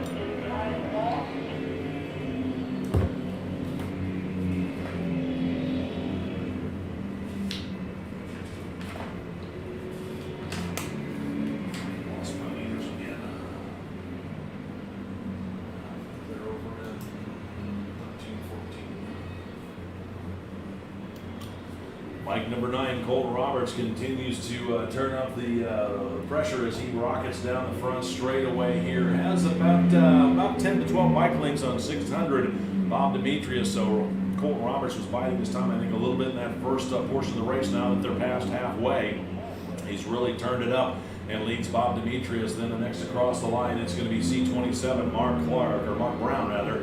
He's still holding on to that third place position with bike number 19, Christopher Spargo, running fourth overall, first in class for the 250 Grand Prix riders. Meanwhile, Colton Roberts once again up over the crest of the hill down in the braking zone with Charlotte's Web with bike number 600, Bob Demetrius, right there behind him. Still within striking distance. Colton Roberts hasn't checked on Demetrius yet, but still holds about 8 to 10 bike lengths between those two as they work their way up over the crest of the hill one more time and down that back straightaway towards turns number 8 and 9. We are past halfway, so whatever happens in this race, it will be official as the leaders working their way over by the museum turns right now.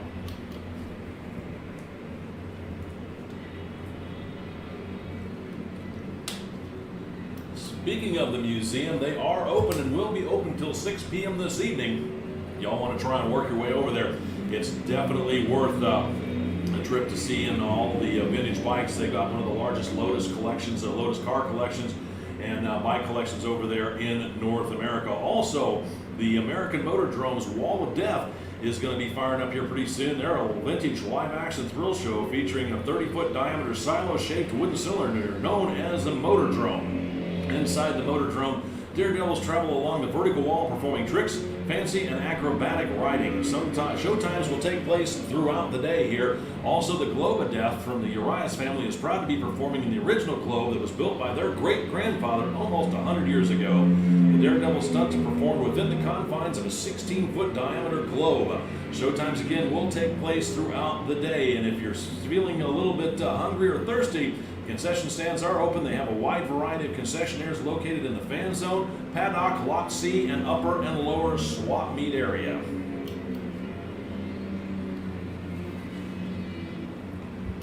Out on the track, bike number 9, Colton Roberts, still leads bike number 600, Demetrius. Demetrius, though, starting to reel in Colton Roberts a little bit, pulls within about 4 to 5 bike lengths of him as they work their way down in through Charlotte's Web. Looks like Demetrius gets a good drive, closes within 4 bike lengths, now 3, trying to work the draft as that duo works their way down that back straightaway. Demetrius now still about 3 bike lengths adrift as Roberts, as they're going to encounter some lap traffic as they dive down out of view over in through turn number 8 into 9 into the museum area. We'll wait for him to come back into view here in just a moment. I'm not sure if Demetrius is going to be able to work that traffic to his advantage, or if it's going to go to Colton Roberts as they're through 9 and back up towards turn number 10, waiting for him to come back into view here in just a moment. Looks like Colton Roberts has managed to pull out about another couple of bike lengths, holding them by a 6 bike length advantage as they work their way around more lap traffic over in the turns 12 and 13 area. So Demetrius says, no, laps are starting to click off here. Whatever he's going to do, he's going to have to do it soon. A white flag should be coming out this next time by as the race leaders continue to pick around through the back markers, working their way through turns number 16, waiting for him to come into view here on turn number 17 onto the front straightaway in just a moment. And here they come. Looks like it's going to be Colton Roberts. Demetrius, though, right there, seeing the white flag. Demetrius takes a look up the inside, thinks the better of it, drops back in line. They are nose to tail. A bike length separate them as they start their exciting final lap. Tension in the paddock. Tension in the paddock. Let's go. Second call. Second call, race number 4. Battle of the Twins 1 and Sound of Singles 1. Second call, race number 4. Battle of the Twins 1, Sound of Singles 1. Second call, race number 4. Here they come. Battle for the lead as Demetrius takes a look up the inside on Colton Roberts down into Charlotte's Web. I don't think he was able to make it as Colton Roberts hold the inside line. Demetrius had to go just a little wide to make it around some of the back markers as now they rocket down that back straightaway. Looks like Demetrius trying to hold the draft of Colton Roberts as now they're back past one other back marker again, nose to tail. Down through turn number 9 they go out of sight. This is an exciting last lap here. Waiting for him to come back into view here up through turn number 10 over towards turn number 11. Who's it going to be?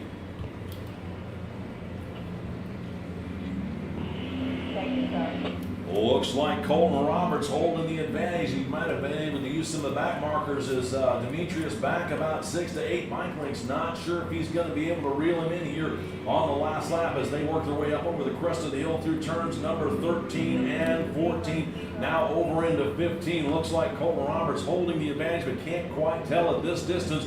Waiting for him to come back one more time onto the start-finish line. And here comes your race leaders down the front straightaway. Looks like it's going to be it is 600. 600 Bob Demetrius. He was the one out in the lead over number 9, Colton Roberts. Those guys are way off far on the way. They have very similar bikes. Wasn't able to tell. So 600 Bob Demetrius takes the unofficial win out there over bike number 9. Colton Roberts taking the unofficial second. Then looking back through up the track here. Looks like it's going to be C27, Mark Brown taking the unofficial third for the Formula 250 with bike number 19, Christopher Spargo taking the unofficial win for the 250 Grand Prix in quite a hotly contested race between Bob Demetrius and Colton Roberts out there. Very those guys exciting. finished 1-2. Attention in the paddock. Let's go third call.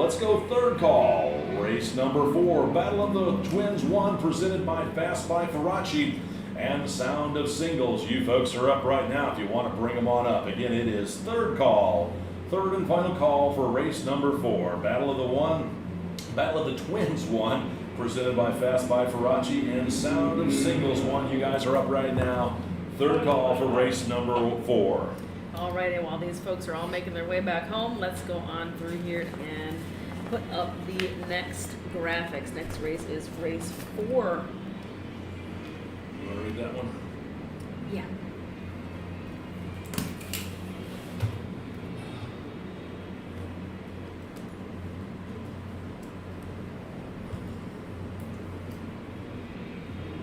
And next up, race fans, race number 4 here at an exciting weekend of the 16th annual Barber Vintage Festival, powered by BMW Motorrad, is the Battle of the Twins 1. This is 905 cc's open class, sponsored by Fast by Faraci. Battle of the Twins is presented by Fast by Faraci Racing Products. The legendary 2-time Ducati World Superbike and 2-time AMA Superbike Championship winning team brings you the same passion it took to win its current range of products, offering the highest quality race-proven performance parts and products to enthusiasts worldwide for over 40 years. When you order from Faraci.com, you know it is personally backed by Iraldo Faraci himself. Be sure and keep an eye on Ducati's return to Moto America for this 2021 season and their Superbike program with Iraldo Faraci as the team manager. Make sure you visit Faraci.com. Battle of Twins 1 is open to all air-cooled twins 905 cc's and up. The air-cooled bikes have been obsolete by new technology but remain a favorite of builders, racers, and fans, and AHRMA has made a home for them. On the track, you'll see Ducatis, Moto Guzzi's, Buells, and BMW. This race also is going to be Sound of Singles 1. This is an unlimited displacement single-cylinder 4-stroke. This is modern singles with anything goes attitude and a platform where ingenuity and engineering shine. This is your race 4 here at the 16th annual Barber Vintage Festival. Thank you. Yep. Give my voice a little bit of a break after that last Yeah, no, race. I'm always down. I'm always down to read those. That was No a worries. really good race. That was really Yeah, good that was a race. great race. Those two were absolutely cat and mousing it around here. Very exciting. Alrighty. As the racers get ready to take to the track for their warm-up lap, here's how they're going to grid up out there. On row number 1, 35R, Scott Billings, 111 Gary Orr, 553 Paul Canali, and 14 Brian Laraber. Row number 2, it's 19 Nate Kern, 411 James Derek Mayo, and 46 Bob Robbins. Row number 3, it's 796 Paul Vance, 033 Kevin Madigan, 901 Sean Beese, and 576 Christian Jensen. Row number 4, it's 878 Peter Kosakis. Bike number 45C, Carl Cohen, and bike number 509, Robert Cole. Row number 5, it's 127B, Jacob Carter, R9, Alfredo Braca, 74, Wes Orloff, and 221C, Benedetto Cardella. Row number 6, it's going to be bike number 15R, JM Padron, and 4X, Kevin Kolick. For the Sound of Singles field, back on row number 8, it's going to be bike number 97K, Kevin Grimmel, 57, Kevin Brown, 53, Mike Robinson Jr., and bike number 2X, Tim O'Connor. Row number 9, it's going to be 602, Christopher Mock, 88, Charles Miller, and 73B, Blake Wilson. That's your field here for race number 4, the Battle of the Twins, presented by Fast by Faraci and the Sound of Singles 1.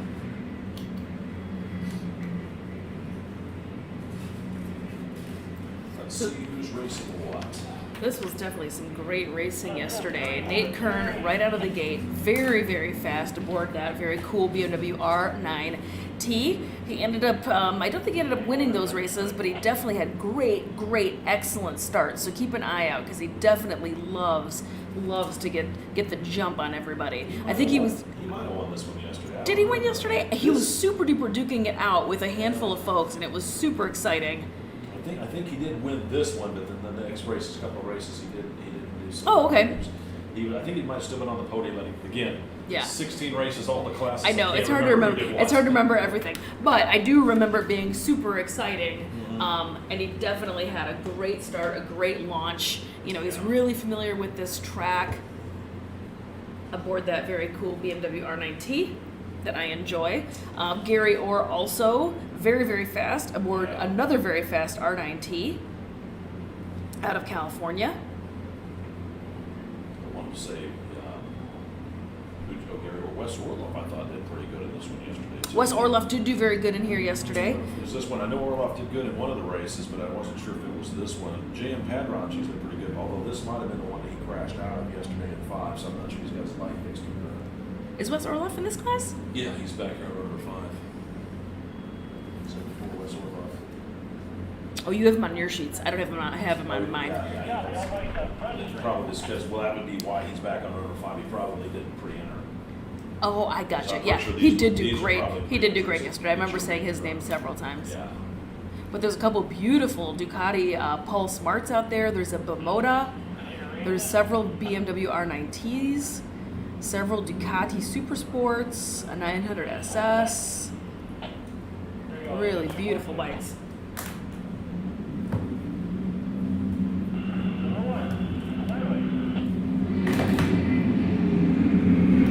Green flag waves, and I couldn't tell. I think it might have been 19. Nate Kern just getting an absolutely rocket start from that second row. I was didn't quite watching the front, waiting for it to go, and somebody just dropped the hammer and took off. Here for the Saturday singles, it looks like that class is getting rocketing away themselves, waiting for the field to crest over the hill. Out in turn number 5 down into the braking zone. Out front, I believe, again, it is 19 Nate Kern as the rest of the field trying to reel him in. Whoever the lead bike is, he's got good 20-25 bike links on the rest of the field as everybody's starting to spread out single file through Charlotte's Web up over the crest of the hill for 7 and down that back straightaway. Meanwhile, sound of singles one riders all spread out single file themselves now over the crest of the hill down in the braking zone for Charlotte's Web themselves. We'll get the full, complete, and official running order here for you in just a moment when they complete lap number 1. Yeah, I ran into Nate Kern last night out in the parking lot when I was heading out of here last night, and he's mentioned, I told him he had a great day yesterday, and it was very exciting to watch. He did bring that up. I mentioned his great starts, and he said from racing in Europe the past handful of years, it's really upped his launch game because he's like, the Europeans are so fast. If you don't get the launch, like, you're done. If you don't, if you're not first, you're last. Yeah, that's right.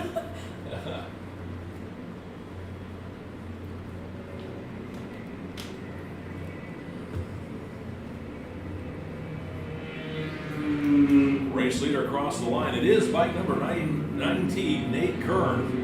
About a half a front straightaway lead after that first lap. Then 11, Gary Orton. 14, Brian Larimerl rounding out your top 3. 46, Bob Robbins back there in 4th. And 35R, Scott Billings rounding out your top 5. 74, Wes Orloff back there in 6th. And then bike number 15R, J.M. Padron in 7th. With 45C, Carl Cohen in 8th. 796, Paul Vance in 9th. And 033, Kevin Madigan rounding out your top 10. As everybody's starting to spread out single file at 19, Nate Kern absolutely on rails, setting a blistering pace here. And the opening laps here of this race number 4. He's looks like he's got almost a full front straightaway lead over second place rider 111 Gary Orr. And Orr himself, a pair of hammers. About a half a front straightaway lead over 14 and Brian Larimerl and 46 Bob Robbins. Looks like Larimerl and Robbins having a bit of a battle themselves of who's going to stand on that third step of the podium as 19, Nate Kern shows the rest of the field the fast way around this track as he's already about of turn number 10, 11, up over to 12 and 13 here. Ward doing what he can to try and reel it back in, but those guys are both flying here in the opening laps as Nate Kern back in the back section right now through turns 14 and 15. Well, that's very exciting and appropriate. The title sponsor for this weekend's event, BMW Motorrad, and there's a pair of BMWs at the very front of this class. Race leader Nate Kern one more time across the start-finish line. Again, almost a full front straightaway lead over second place rider 111 Gary Orr. Here's the battle for third. Looks like it's going to be a three-way battle between Larimerl, Robbins, and here comes Scott Billings on 35R. Meanwhile, 15R J.M. Padron moving up in front of Wes Orloff. Moved Padron up onto 6. He's on the march forward as bike number 74, Wes Orloff, wanting to join him, is back there in 7th. Meanwhile, bike number 19, Nate Kern, still at a comfortable lead over into the braking zone, down into Charlotte's Web, and then back up the hill and back up through the gearbox. Looks like got some impact passing going on back here again for that third place position. Has moved J.M. Padron up to challenge Billings, Robbins, and Lariboro for that third step on the podium as that gaggle of bikes works their way out of turn number 7 down that back straightaway. Everybody pretty much evenly matched for horsepower, nobody breaking away as that group drops down into turn number 9 over by the museum. Meanwhile, up front, bike number 19, Nate Kern, out of turn number 12 over into 13, comfortably in the lead. 111, Gary Orr, solidly back there in second as those guys are turning pretty comparable lap times. Looks like Nate Kern turned a 135.117 to Gary Orr's 136.249. So not quite a second difference between those two guys here as waiting for Nate Kern to come back around to start his next lap. And there he goes across the start-finish line, looking back up towards turn number 17. Here comes your second place rider, 111 Gary Orr. Now the battle for third. Who's it going to be as that bike, that group of bikes works their way out of 17 at this line? It is going to be 46 Bob Robbins in front of 14 Brian Lariboro. Meanwhile, 35R Scott Billings and J.M. Padron having a battle for that fifth with 74 Wes Orloff. Right there, rounding out your top 7 as leader over to Charlotte's Web, then Orr in second place there in over to Charlotte's Web. Here's the battle for third out of turn number 4 over the crest of the hill. Alrighty, show you some race monitor right now. There's your stats and your details. It's Nate Kern 1, Gary Orr 2, Bob Robbins 3, Brian Lariboro 4, Scott Billings 5th. And that is your Battle of the Twins class. Your first Looks like 46 singles Bob is going to be a Robbins little got bit a further little bit down. of breathing room with bike number 14, Brian Lariboro trying to reel him in. So put Robbins up on that third step of the podium with Lariboro back there in fourth, and Scott Billings still battling it out with J.M. Padron, and that's for 6th. There we go, a little bit further down so you can see those scores down there. It's all Battle of the Twins, and then you see your first couple Sound of Singles folks in there as well. Let's get back to the track.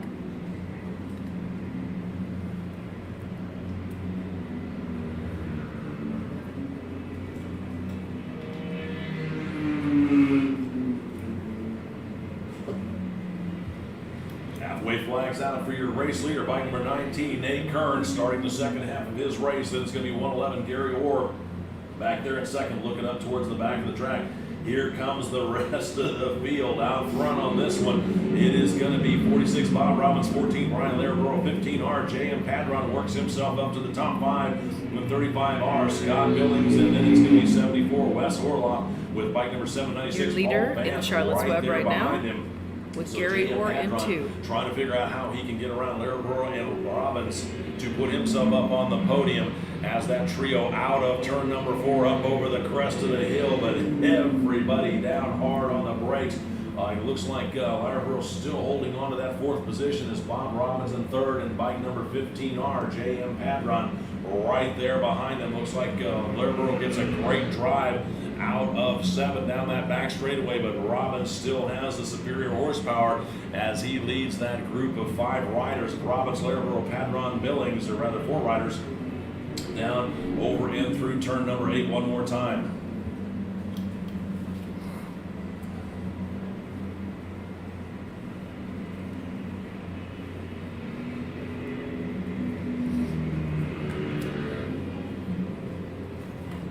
Leader should be coming here in just a second. The double beamers up front of Nate Kern and Gary Orr in 1 and 2.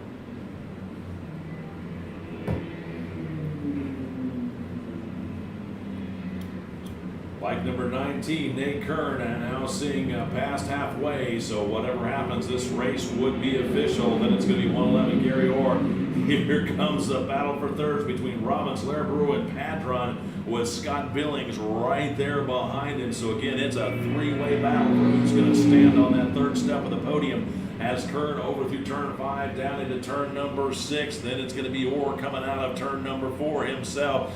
Here's the battle for third as they rocket out of turn number 4 down into the braking zone one more time. Looks like Robbins still holds the outside. Laraburro taking the inside, and then J.M. Padron again on the outside as they're all nose to tail around some of the back markers, get by him cleanly. Here comes Laraburro again, trying to work a draft pass on Robbins, but just can't quite make it work as Robbins leads Laraburro, Padron and Billings down into turn number 8 one more time. So the song remains the same. The next verse is being sung as bike number 19, Nate Kern, continues to show the fast way around this track as he put his head down at the beginning of this one and never looked back.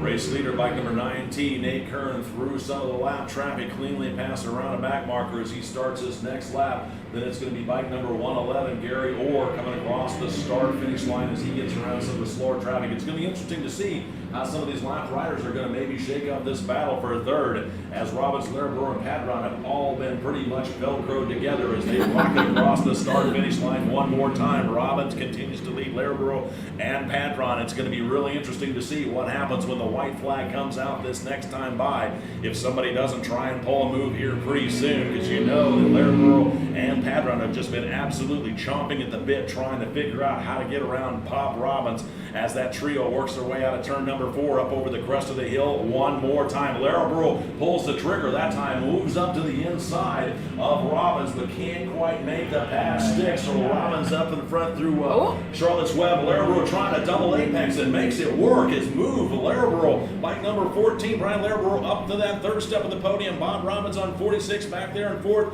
and bike number 15R, J.M. Padron, back in that 5th position.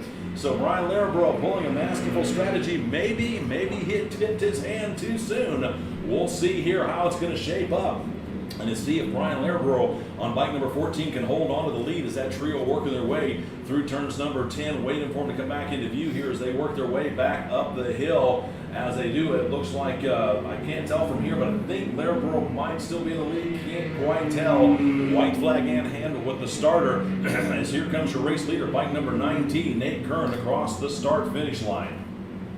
Attention out in the paddock. Let's go first call. First call for race number 5. Again, first call for race number 5. Classic 60s 650, Classic 60s 200 Grand Prix, 2-stroke Classic 350, and 2-stroke Classic 250. And first here they call come. for race number 5. This First group call. of Here's the battle for the third place position. Bob Robbins did manage to get back in front of Brian Laraburro on that last lap, and he brought 15R, J.M. Padron with him. So move 14, Brian Laraburro, back to that 5th place position. Brian might have tipped his hand just a little bit too much, or they might have gotten hung up behind some slower traffic. Hard to say, but up front it's 19, Nate Kern, then 111, Gary Orr, then 46, Bob Robbins. He had a little bit of breathing room that time with J.M. Padron. Looks like Padron, though, pulled the trigger himself out of turn number 4, over the crest of the hill into 5 and down into 6. So move Padron up to that third step of the podium. Now 46, Bob Robbins has his hand full with Padron as bike number 14, Brian Laraburro, drops back a little bit, still rounding out your top 5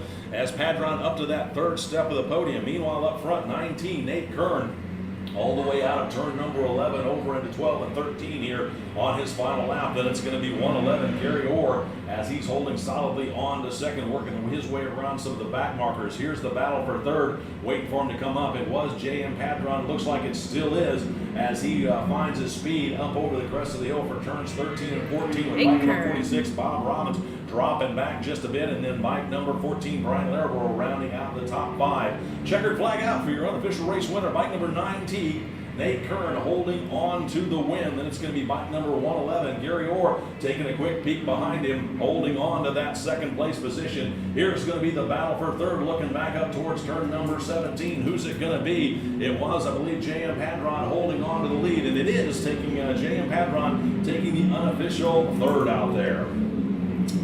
Let's go second call. Let's go second call for race number 5. Classic 60s 650, presented by John and Candy Sneed. The Classic 60s race also presented by John and Candy Sneed. The 200 Grand Prix presented by Kincaid Legacy. two-stroke classic 350, and two-stroke classic 250. Again, second call for race number 5. Second call for race number 5, classic 60s 650 and classic 60s, sponsored by Candy and John Steed. 200 Grand Prix Plus, presented by Kincaid Legacy. Two-stroke classic 350 and two-stroke classic 250. You folks will be up in just a moment. It is second call for race number 5. So kind of interesting, I obviously have an affinity for the friends over BMW, but my buddy Nate Kern, I've known him a really long time, and when they released that R9T bike several years ago, 10 plus years ago, he had been racing for a while, and he was really passionate about bringing this bike and turning into a race platform, this machine that's kind of a more of a cafe racer type vibe. He wanted to show that that boxer engine actually could put power down to the ground and be competitive, and he sure as heck is proving that point out here with that great looking R9T. So congratulations to Mr. Nate Kern, and then Gary Orr in second. The team BMW win. Not Team BMW literally, but a pair of Beamers up at the front of the pack for the Battle of the Twins, and then that epic battle between 3, 4, and 5. Holy smokes, you could have thrown a blanket over them. They were so close. Dicing it up out there. Very, very exciting racing for race number 4 of a 16-race program. That's right. Woo! We've got a dozen more races to go. Super busy day here during our lunch break, which kicks off at about 11 o'clock. We'll be switching over, showing you some highlights and a little bit of behind-the-scenes footage and some race footage from the dirt racing program that goes on here this weekend. That's right. It's not just road racing. We do dirt racing out here as well at the 16th annual Barber Vintage Fest, powered by BMW Motorrad. Alrighty, next race number 5, Classic 6650. Repurchase their t-shirts, and they still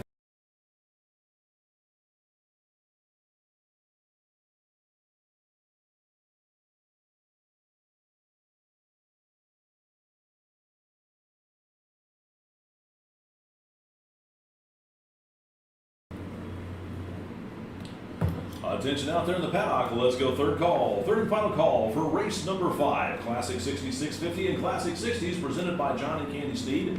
200 Grand Prix Plus, presented by Kincaid Legacy. Two-stroke Classic 350 GP and two-stroke Classic 250 GP. You folks are up right now. If you want to bring them on up, we'll send you out for your hot lap. Again, it is third and final call for race number 5.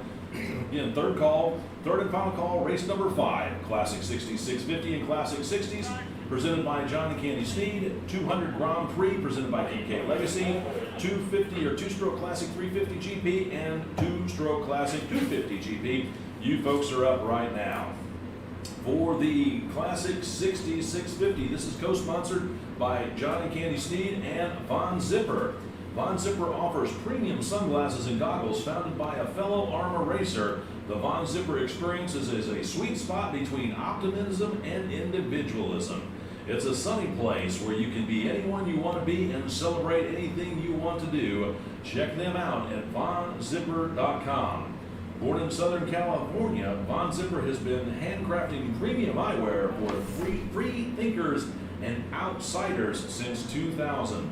Focusing on amazing products and the good times that come with it, Von Zipper inspires self-expression with a shared confidence in being different, encouraging people to see the world through the VZ lens. We're all about fun at Von Zipper. For the Classic 650s race itself, or the machines themselves, these are 1950 and 60 era 650cc overhead valve and 883cc side valve, aka flathead machines. This class runs with, but is scored separately from Classic 60s. The popular models include Triumph and BSA 650s and Harley K models. And speaking of the Classic 60s, this is sponsored by John and Candy Steed. These are 1950 and 60s era Grand Prix and Clubman style racers with 350 cc's to 550 cc four-stroke overhead valve and overhead cam configurations, along with 750cc side valve machines similar to models as 500 GP and 500 Premier, but in a more original trim. They have a maximum of 4-speed gearbox. Norton-mounted Alex McLean has been the national and Dixie Cup champion for the past 6 seasons. The 200 Grand Prix Plus class, sponsored by Kincaid Legacy Racing. This class combines a variety of engine designs and displacements based on an index of performance. This class is for 1968 and earlier machines, including 250cc 4-stroke singles, 250 air-cooled 2-stroke singles, 175 air-cooled 4-stroke twins, 175 air-cooled 2-stroke singles and twins, and includes purpose-built race bikes and converted production road and off-road bikes. The bump-up class for this one is the 250 Grand Prix field. Greg Levicki at Lost Boys Racing claimed the 2020 AHRMA National Championship. The 2-stroke classic 350 Grand Prix field. This class is a showcase for 1974 through 1984 era purpose-built 350 liquid-cooled Grand Prix race bikes. At the 2-stroke classic 250 Grand Prix field, this is a showcase for 1974 through 84 era purpose-built 250cc liquid-cooled Grand Prix race bikes. That's how the field stacks up for the machines. Now let's see how they're going to grid up when they come around. On row number 1, 1M Mike Baker, 864 John Rickard, 5 Greg Tomlinson, and 59C Bill Gould. At row number 2, it's 588 Jake Hall, 731 Stan Keys, and C73 David Kaufman. Row number 3, it's 391 David Spanjar. For the Classic 60s presented by John and Candy Sneed, back on row number 5, it's 122 Alex McLean, 623 Patrick McGraw, 33Q David Tompkins, and 383 Andy Feinling. And then row number 6, it's bike number 9A John Sneed. Excuse me, for the 200 Grand Prix Plus class presented by Kincaid Legacy, row number 9, it's 784 Christopher Acaden, 270 Rob Hall, 294 John Scales, and 820 Mitchell Barnes. Row number 19 is Christopher Spargo, 220 Tim Terrell, and bike number 6 Bill Doran. Row number 10, it's 215 Stuart Sanders, 176 Tony Reed, 950 Don Hollingsworth, and 35L Jack Haynes. Row number 11 is 022 Cindy McLean, bike number 9 Grayson Rogers, and 88 Charles Miller. Row number 12, it's 02 Jonathan Hollingsworth, 49L Lex Robb, and bike number 049F Danny Habermel, and 842 Tom Sanders. For row number 13, it's 171 Chris Marlowe, 13K Rod Skaggs, and 533 Hiroshi Murata. Row number 14 is 27X Ross Tuffy, 21X Larry Poons, 07 Mike Miranda, and 357 Joe Corey. And for the 2-stroke Classic 350 GP field, on row number 16, the lone rider will be 417 Michael Perry. And for the 2-stroke Classic 250 GP, the lone rider is bike number 516, Sakis Vasilopoulos, back on row number 18. That is your field here for race number 5.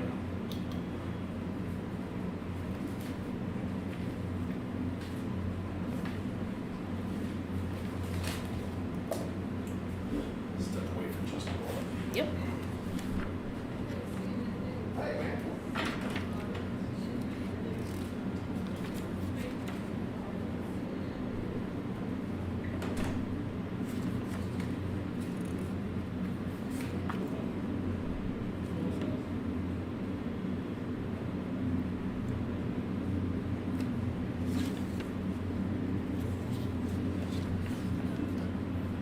This Classic 60 650 co-sponsored by Candy and John Sneed and Von Zipper. Von Zipper owner, Mr. Greg Tomlinson, also known as GT, is racing in this class with a very cool Triumph prepped by Toad Town Racing. GT, loads of fun. He's jumped up on here and been part of the broadcast before. When did I see him last? Laguna Seca it must have been. But a super fun character, passionate about keeping that old Triumph running and racing and rocking and rolling. And then this 250 Grand Prix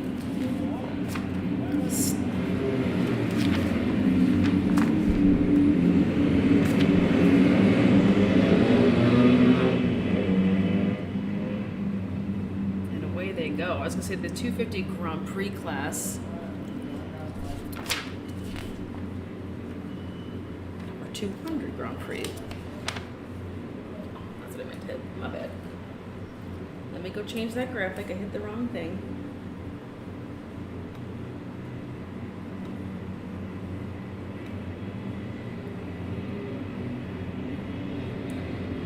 $200 GP. There we go.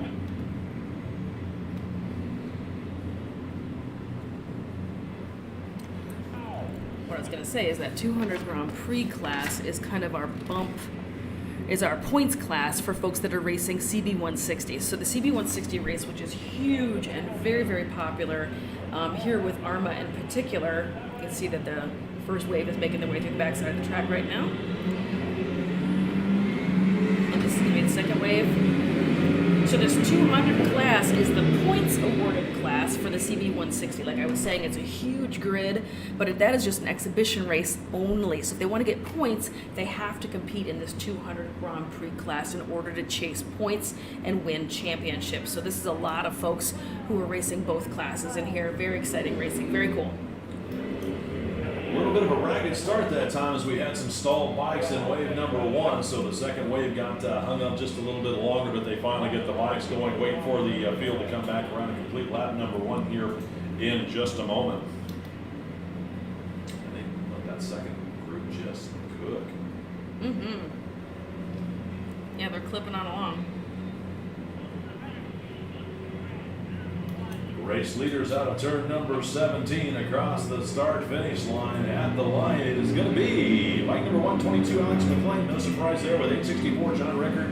And 588, Jake Hall right there behind him with 731, Stan Keys. And bike number 5, Greg Tomlinson, rounding out your top 5. Moving on down through the field in that 6th place position, C27, David Kaufman. 7th is 33Q, David Tompkins. 8th overall is 338, Andy Feinling. 9-8, John Sneed back there in 9th, and bike number 59C, Bill Gould, rounding out your top 10. So up front, McLean leading for the Classic 60s. John Rickard back there in 2nd. He's leading for the Classic 60s, 650. Then 588, Jake Hall. He's 2nd class, Classic 60s, 650. Then 731, Stan Keys rounding out the top 3 for the Classic 60s, 650. Then we're going on back to that 6th place position overall. That's going to be C73, David Kaufman. He's running 2nd for Classic 60s. And then I believe, I think it's going to be 33Q, David Tompkins. Yeah, he's running 3rd overall at the moment for Classic 60s. Those were your first as two the rest of the 200 field Grand Prix starts to bikes spread coming out here. across? Pardon me? That was your first couple 200 Grand Prix coming across just now?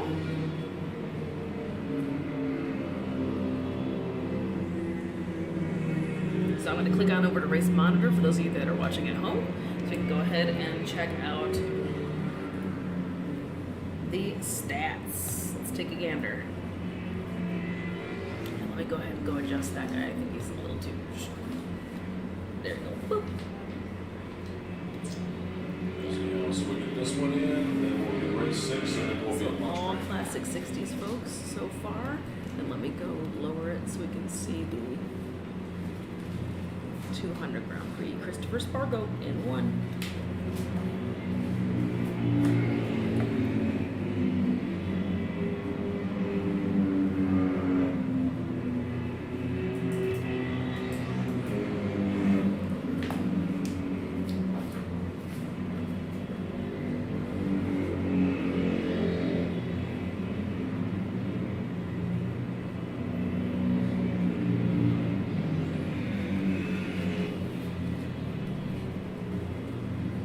Alrighty.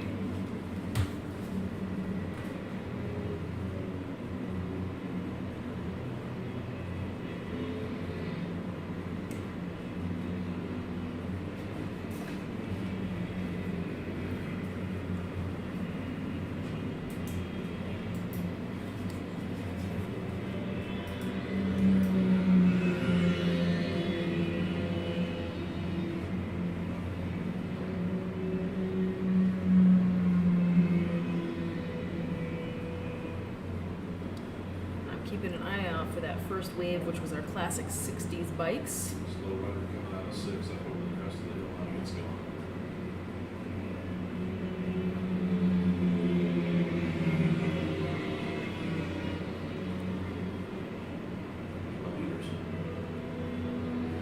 Not yet on the Classic 60s, guys. We're Yeah, we're still deep Still in see those 200. little 200s flying Yeah, we're by. still deep in 200 land. Here they There are. we go. No, No, that wasn't him. that's pretty significant. Well, that wasn't him. Unless, well, maybe my mind for a second. Let me see. Maybe my computer froze up. Nope. I'm still clicking down. All right, keep an eye out. There he went. All right. Alright, so that was the beginning of our 122, Alex McLean still leading for the Classic 60s, and the race overall still being chased down by 864 John Rickard. But those guys are running in different classes. Rickard out there leading for the Classic 60s 650 field. Then it's going to be 588 Jake Hall in second for the Classic 60 650, and then Mike number 5 Greg Tomlinson moving himself up onto the step of the podium, third step of the podium. As he holds on to third for the Classic 60 650. 73 Stan Keys dropping back in position, holding fourth in his class, and it's going to be 33Q David Tompkins holding on to the Classic 60s, and he's in second place in the C73 David Kaufman holding on to that third step of the podium as bike number 122 Alex McLean shows the rest of the field again the fast way around this racetrack. Halfway flags should be coming up here the next time by.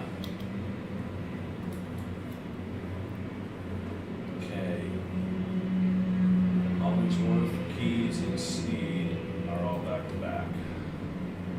Alrighty.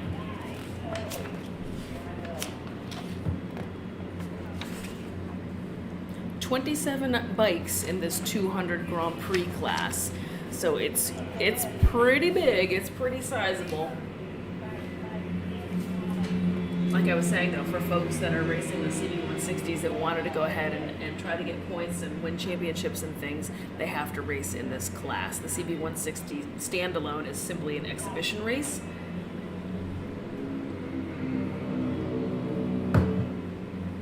So that gives you a pretty good idea of how big that CB160 grid is going to look.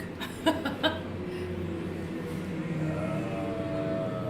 they're just talking about whether they're going to get the race number 6 in before we got to break for lunch or not. We got a hard stop to be off the track at 11 a.m. Oh, okay. And it's 10:30, and we're still just past halfway in this one. We still got one more to get in, and we got back to back. So we'll see what they're going to do. Alrighty, we'll see what happens.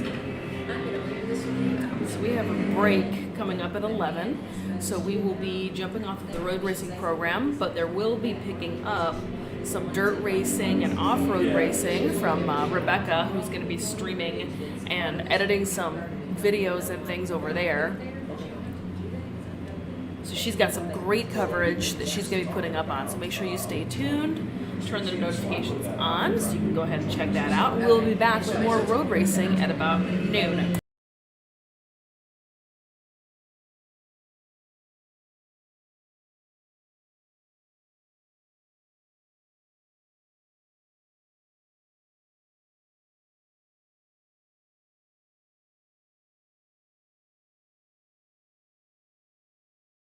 Flags come out for your race leader, 122 Alex McLean, letting him know he's got 4 done and 4 left to go. Still being chased down by John Rickard, Jake Hall, and Greg Tomlinson. Those are the top 3 for the Classic 60 650. Then 33Q David Tompkin and 731 Stan Keys rounding out your top 6 with C37 David Kaufman back there in 7th. He's still holding on that 3rd place for the Classic 60s. Then 338 Andy Findings back there in 8th. 9A John Sneed in 9th, and bike number 270 Rob Hall showing up in the top 10. He's leading for the 200 Grand Prix Plus class as we're into the halfway point on this race.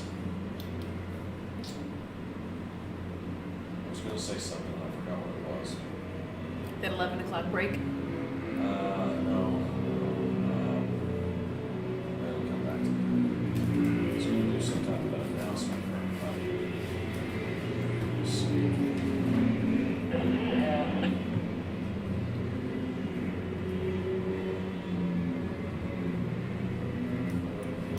Attention out there in the paddock, if you all have pre-ordered your event t-shirts through AHRMA, if you want to stop by in the merchandise booth, please pick up your t-shirts as quickly as you can. We still have several of those for pickup down here. Again, if you've pre-ordered or pre-bought your AHRMA event t-shirts for this event this weekend and you have not picked them up, please make your way down to the AHRMA merchandise booth set up down here in the tech area as quickly as possible to pick those up. Also want to let you know, Therese from Cloud9 Sports Massage has her table set up down there for racers. If you guys are feeling a little stiff after your race, or maybe you didn't get a good night's sleep, or maybe you're just looking to be a little bit more prepared for your race this afternoon, you want to stop by and see Therese from Cloud9 Sports Massage. She can work out some of the kinks in your muscles, either upper body or lower body. Somebody get $20 very for wide a out there in that 20-minute Charlotte's session. Web.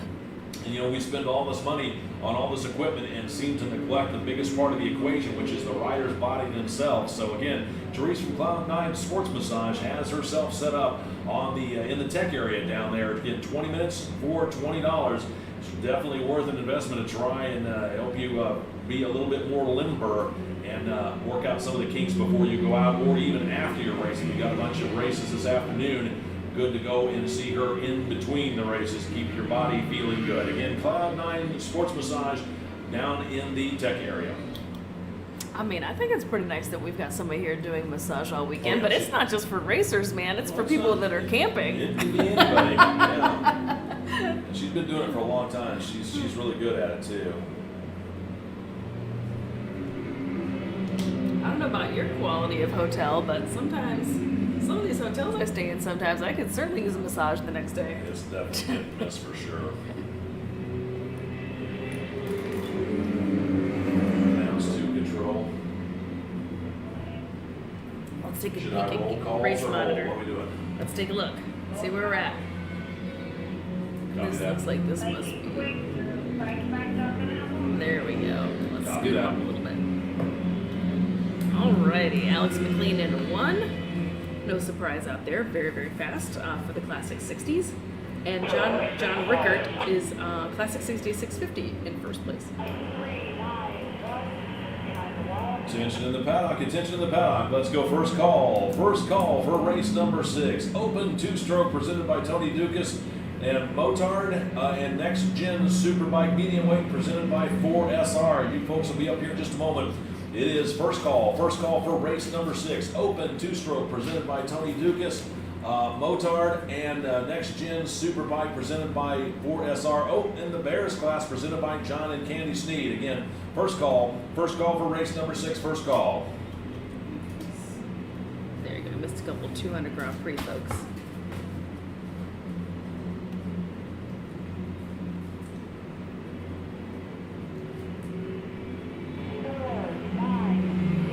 There you go. There's your first. Looks like Rob Hall is in 1. Spargo in 2nd. Acaden in 3rd. White flag out for your race leader, 122, Alex McLean, as he starts his final lap out here, looking back up towards the turn number 17. Waiting for your second place bike should be bike number 864, John Rickard out there.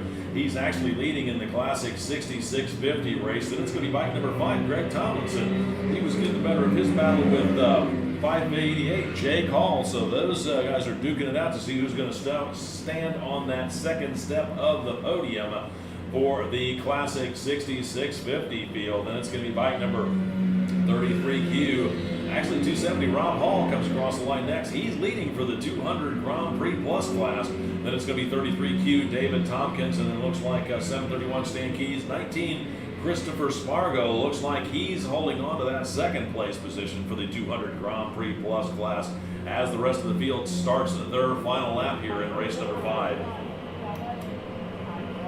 Looks like white flag out for race leader 122, Alex McLean, as he starts his second lap, or his last lap, being chased down by 864, John Ricard, bike number 5, Greg Tomlinson, getting the better of his battle with 588, Jake Hall, so he's holding on to that second step of the podium. Then 270, Rob Hall, out there on the leading for the 200 Grand Prix field as he starts his final lap. Then 33Q, David Tompkins, 731, Stan Keys, and bike number 19, Christopher Spargo. Spargo holding on to that second place for 250 Grand Prix Plus as he starts his final lap. Oops, if I turn the mic on. That's why I just repeated that. Look now, the mic's off. I was a little curious what was going on over there. Why is he repeating himself exactly what I he thought, said? I thought maybe you were just having a moment. I don't know about you, but I like these little boxes. These things are handy. Alrighty, checkers are out. Checkered flag out for your unofficial race winner, bike number 122, Alex McLean, as he handily takes the unofficial win out there. With the checkered flag out, let's go second call. Second call for race number 6, open two-stroke, Motard, Next Gen Superbike Medium Weight, and Bears. You guys are up here in just a moment. It is second call. Second call, race number 6, open two-stroke, Motard, Next Gen Medium Weight, and Bears. Second call, race number 6, second call.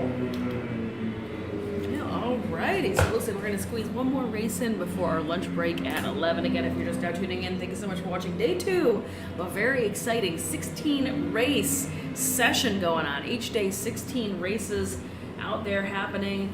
Very busy, very heavy grids, over 600 registered racers going on each day. Absolutely crazy. Just super, super busy, super exciting.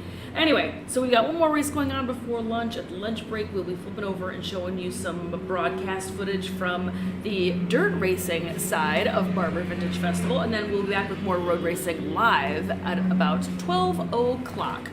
So make sure you stay tuned, turn those notifications on. You are not going to want to miss it. And now let's go ahead and change these grids out for race number 6. Where are we? Open 2-stroke? You mean to read that sheet? Yeah, if you would please. 'Cause Yeah. As soon as I get third, I need to go take a quick pause. Yep. And if you do the sheet, then I'll give you grids, and then we'll eat some lunch. Yep, lunch is going to happen. We do eat. We're not robots. Next Gen Superbike middle.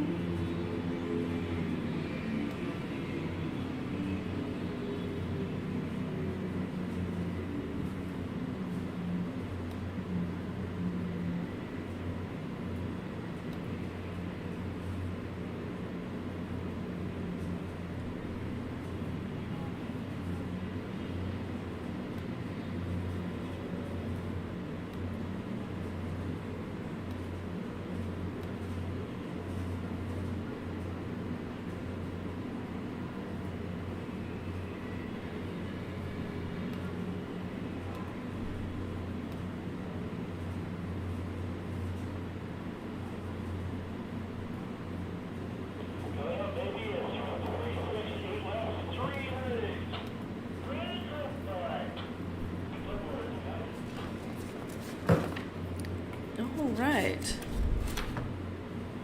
Hang on just a second. Change of plan. I'm waiting for her to give me third.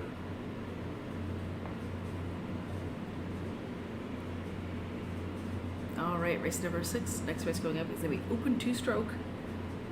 Sponsored by Tony Dukas. Attention down in the paddock. Let's go third call. Third and final call for race number 6. Open 2-stroke presented by Tony Dukas Racing. The Motard Field Next Gen Superbike presented by 4SR. And the Bears class presented by Candy and John Sneed. Once again, it's third call. Third and final call for race number 6. Folks, bring them on up. We'll send you out right now. Again, third call. Third and final call. Open 2-stroke. Motard Next Gen Superbike. Middleweight and Bears. Third call. Race number 6. It's all yours. Race number 6. Race number 6 coming up in just one moment. Race number 6 of a 16 race series today here at the 16th annual Barber Vintage Festival powered by BMW Motorrad.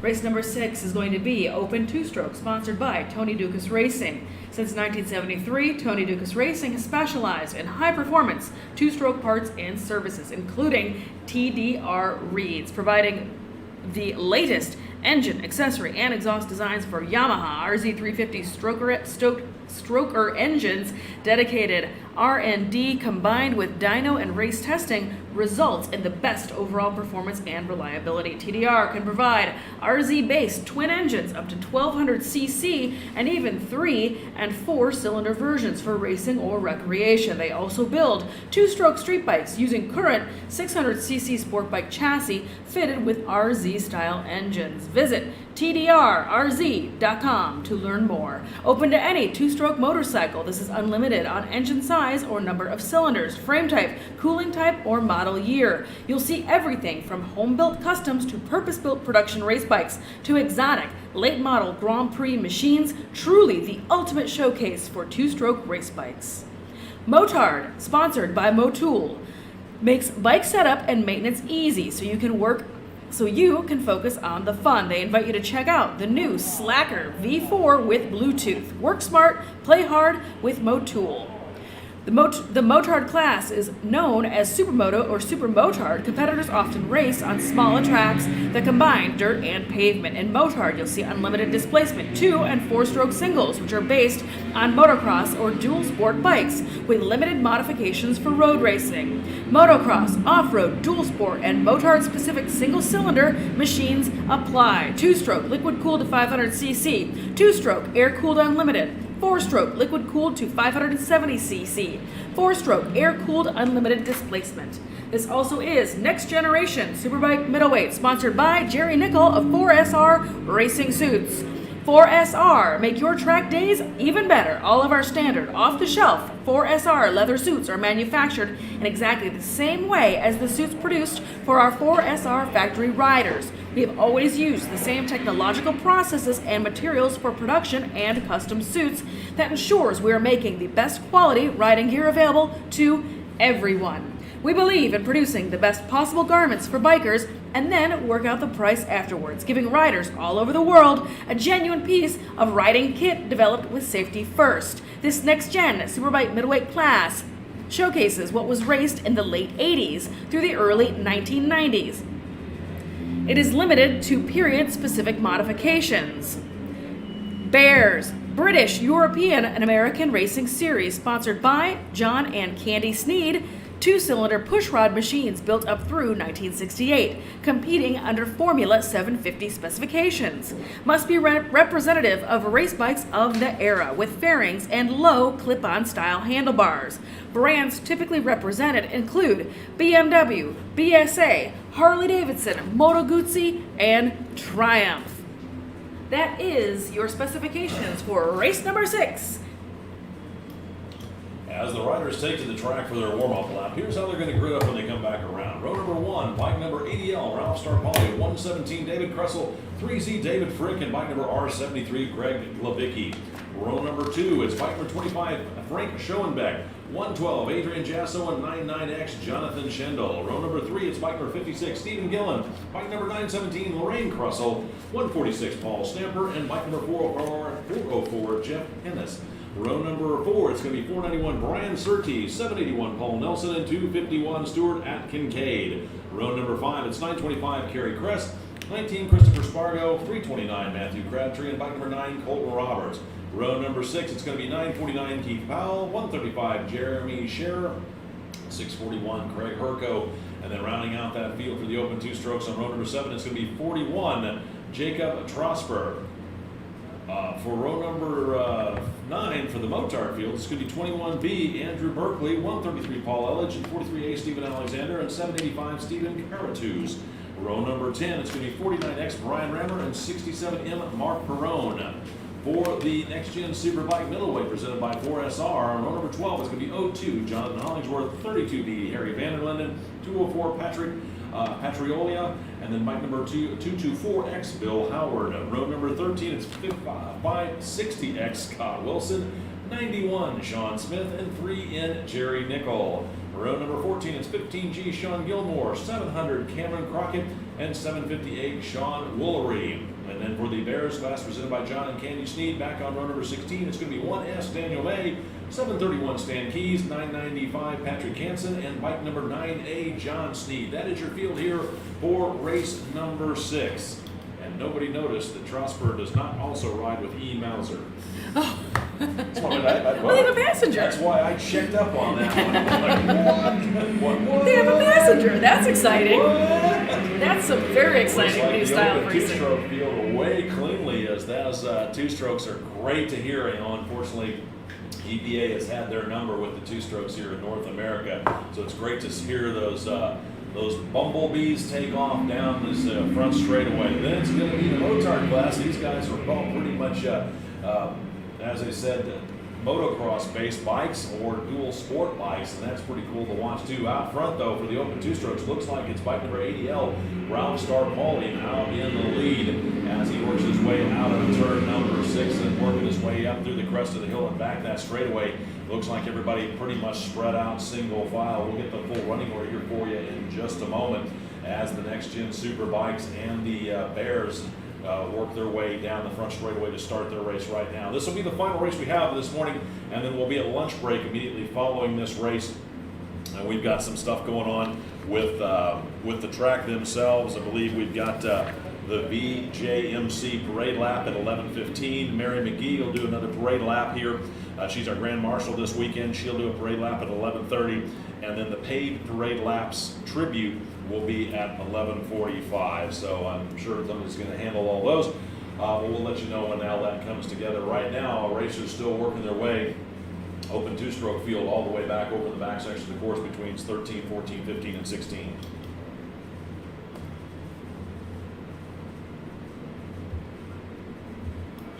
Front straightaway has our leader, no surprise, bike number 80L, Ralph Starpoli. Here's the battle for second between 117 David Kressel and 112 Adrian Jasso.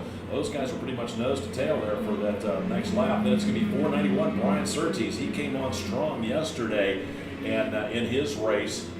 So he's in fourth, and then bike number R73, Greg Levicki, rounding out your top five. 99, Jonathan Schendel back there in sixth. 25, Frank Schoenbeck in seventh. 9, Colt Robertson eighth. 251, Stuart Atkincaid back there in ninth, and 781, Paul Nelson rounding out your top 10. Ooh, someone running very wide out in Charlotte's Web. But they're fine. Just just a real tricky corner. It's real easy to come in very hot over there.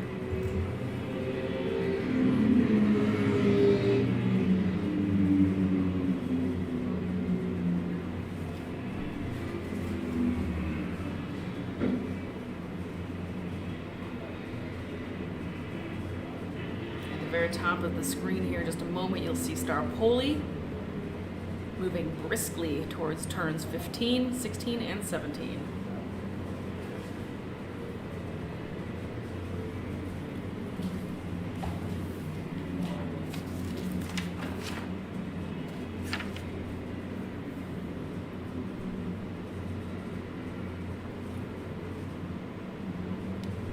Looks like he's aboard a 2002 Honda RS 250R. Race leader, bike number 80L, Ralph Starpoli there. It's going to be 491, Brian Surtees. He was fourth on that last lap, working himself up onto the second step of the podium. So Surtees definitely finding his rhythm as a bike number 112, Adrian Jasso, is getting the better of his battle with David Kressel. So Jasso still holding onto that third step of the podium. 117, David Kressel back to fourth, and R73, Greg Levicki, still rounding out your top five. As bike number 491, Brian Surtees sets his sights on trying to reel in bike number 80L, Ralph Starpoli. So those guys riding very fast bikes. Surtees, what's he on, does it say? Looks like Brian Surtees riding a 2003 Yamaha TZ 250, so if I recall right, that was the last year for those bikes. Looks like Starpoli's on a 2002 RS 250R. So again, 19 and 20-year-old race bikes, and these guys are flat flying on them out there as Starpoli continues to lead Surtees on the leading Yamaha with bike number 112. Adrian Jasso right there behind it. Looks like Jasso's on a 2017 Suter 500cc two-stroke. So that's Starpoli again at the top of your screen. Major bike to be riding. A 500 two-stroke is nothing to sneeze at as he's holding on to that third place position and going on back through David Kressel. He's out there on a 78. According to this, he's out there on a 78 TZ 750. I don't know if that's quite right, but it is. He's definitely got that thing rocking and rolling. He's holding on to fourth right now. Okay, so we're going to start back. Okay. Start making calls at 12. Okay. With the goal of popping back.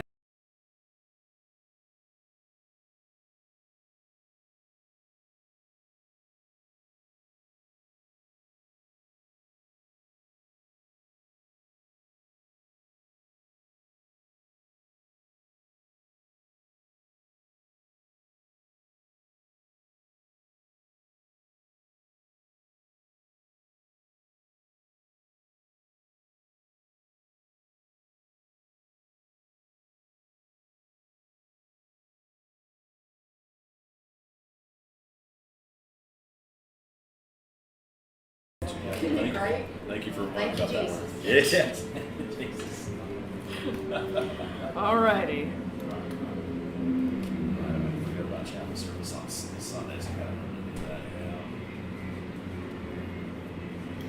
Yeah. Out on the racetrack, bike number 80L, Ralph Starpoli still leading. Bike number 491, Brian Surtees, and 112, Adrian Jasso. Again, this will be the final race that we have here this morning. Then we'll be at lunch break.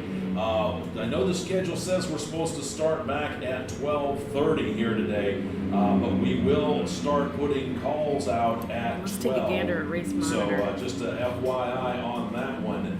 At 12, we'll start putting calls out to get everybody going for this Starpoli just afternoon crossed racing. start So finish keep line. that in mind.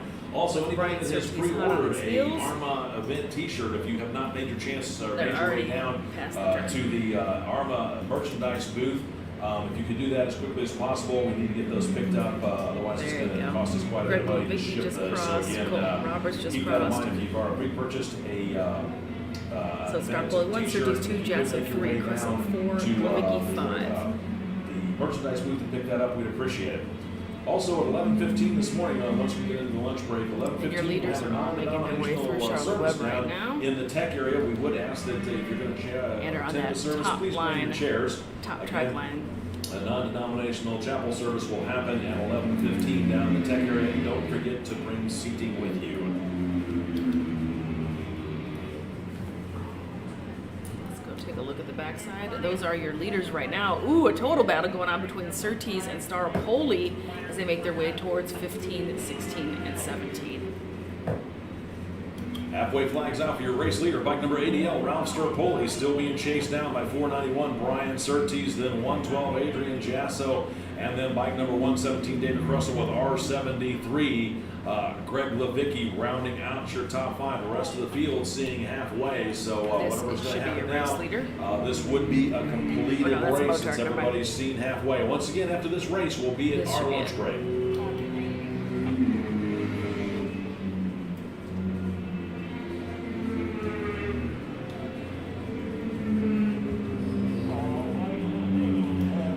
Bike number 491, Brian Surtees, continues to try and chip away at the lead of bike number 80L, Ralph Starpoli, as they rocket across the start-finish line. Then it's going to be 112, Adrian Jasso, and 117, David Crussell with R73, Greg Levicki. Looks like the leaders are going to start encountering some lap traffic as here comes Starpoli diving down into the brake zone, down in through Charlotte's Web, picking off one of them with Surtees free and clear himself, as looks like Starpoli has to pick his way through the back markers. Then it's going to be bike number 491, Surtees' turn to do it. Looks like he's going to get at least one on the front straightaway, but he's going to have to work his way around two over through turns 8 and 9. So looks like Starpoli's got a little bit of breathing room now. He's passed those guys over to turn number 9 by the museum, and then back up the hill through turns 10 and 11 they go.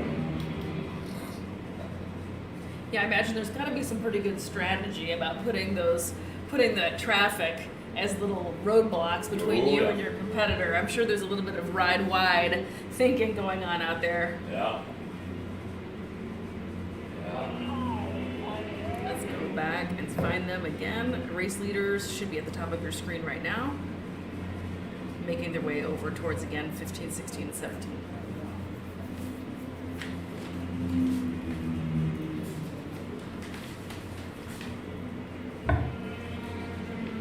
Somebody's off the gravel trap. Low tire night. It looks like one of our... There we go. Bike number 80L, Ralph Starpoli holding on to the lead, still picking his way, continues to pick his way through the back markers as Brian Surtees trying to reel him in, not able to do much. In fact, Starpoli was able to use those back markers to his advantage as he's definitely gapped out over 491. Brian Surtees back there in second. Starpoli up over the crest of the hill, out of turn number 7 down the back straightaway, while Surtees just come out of 6 now over the crest of the hill himself.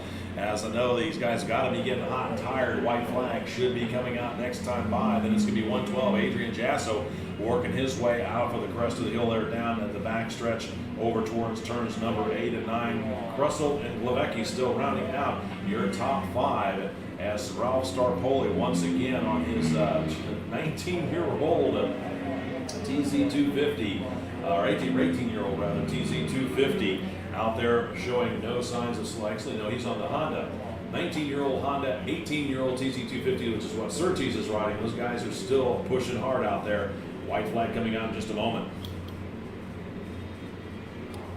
Looks like a Motard competitor rode a little wide, and I can't tell if he's going to try to get back on that bike. No. He's going to push it over. Oh, they're just getting it out of the way. Take it out of the way. Yeah, it's the last race Alrighty. before lunch. White flag out for a race leader. White flag out for bike number 80L, Ralph Starpoli, as he starts the final lap. Then it's going to be 491, Brian Surtees, back there solidly in second. It looks like it's going to be Adrian Jasso out there. I think he threw the white flag too early. That should read lap 7.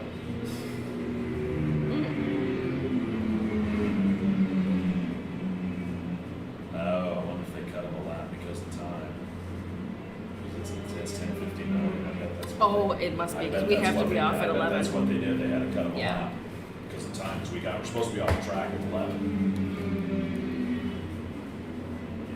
Yeah, so again, if you're following along at home and you're hearing us chatter, they did decide to probably drop a lap here because of time constraints. Again, with 600 racers today, that is a really, really uphill battle, and we have to keep everything like as tight as possible. We must be off the track Oh no! at 11. She got it adjusted somehow. Now everything jumped up to 7 laps. Yeah. Okay. It might have just been your. Oh, never mind. He's right. I don't know. Well, this race monitor for some reason It might. screwed up. I was gonna say it might have just been it needed to refresh itself. Also, are you on the Wi-Fi? Because there's a bunch of people on it. Yeah, I'm on the Them internets. Wi-Fi. The interweb. Them interwebs. You'll never know. Interwebers. Oh, Lord. All right, checks are out.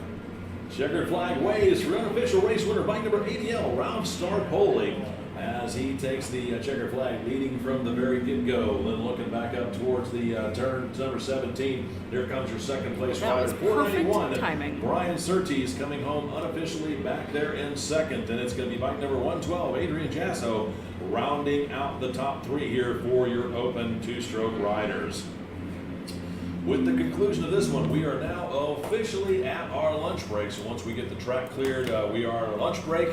We will have a non-denominational chapel service here in about 15 minutes down in the tech area. If you want to come on down for that, don't forget to bring your lawn chair with you and some seating. Great seating is still available down there for that. And then at about 12 noon, we'll get the call started, and we intend to go hot at 12:15. I think the schedule might have said 12:30, but we're going to be trying to push that a little bit and try and go hot as quickly as we can after lunch. So about noon, I'll start making the calls, and we'll go hot at around 12:10, 12:15, something like that, for our afternoon racing. Concession stands are open throughout the facility. If you guys want to make your way over to one of the concession stands, it's up here on the second floor, or the second tier of the paddock up here.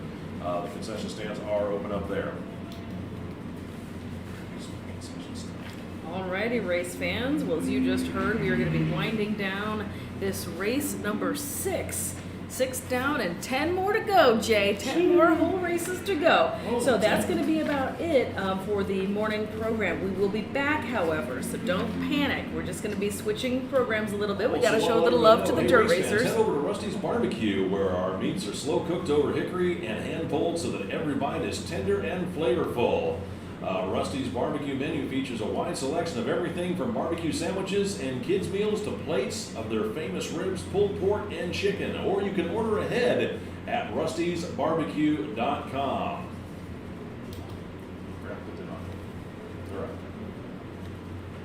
Alrighty, gang. So I'm going to go on ahead, and we will be shutting down this live feed. We will be back at about 12 or 12:15, so make sure you come on back.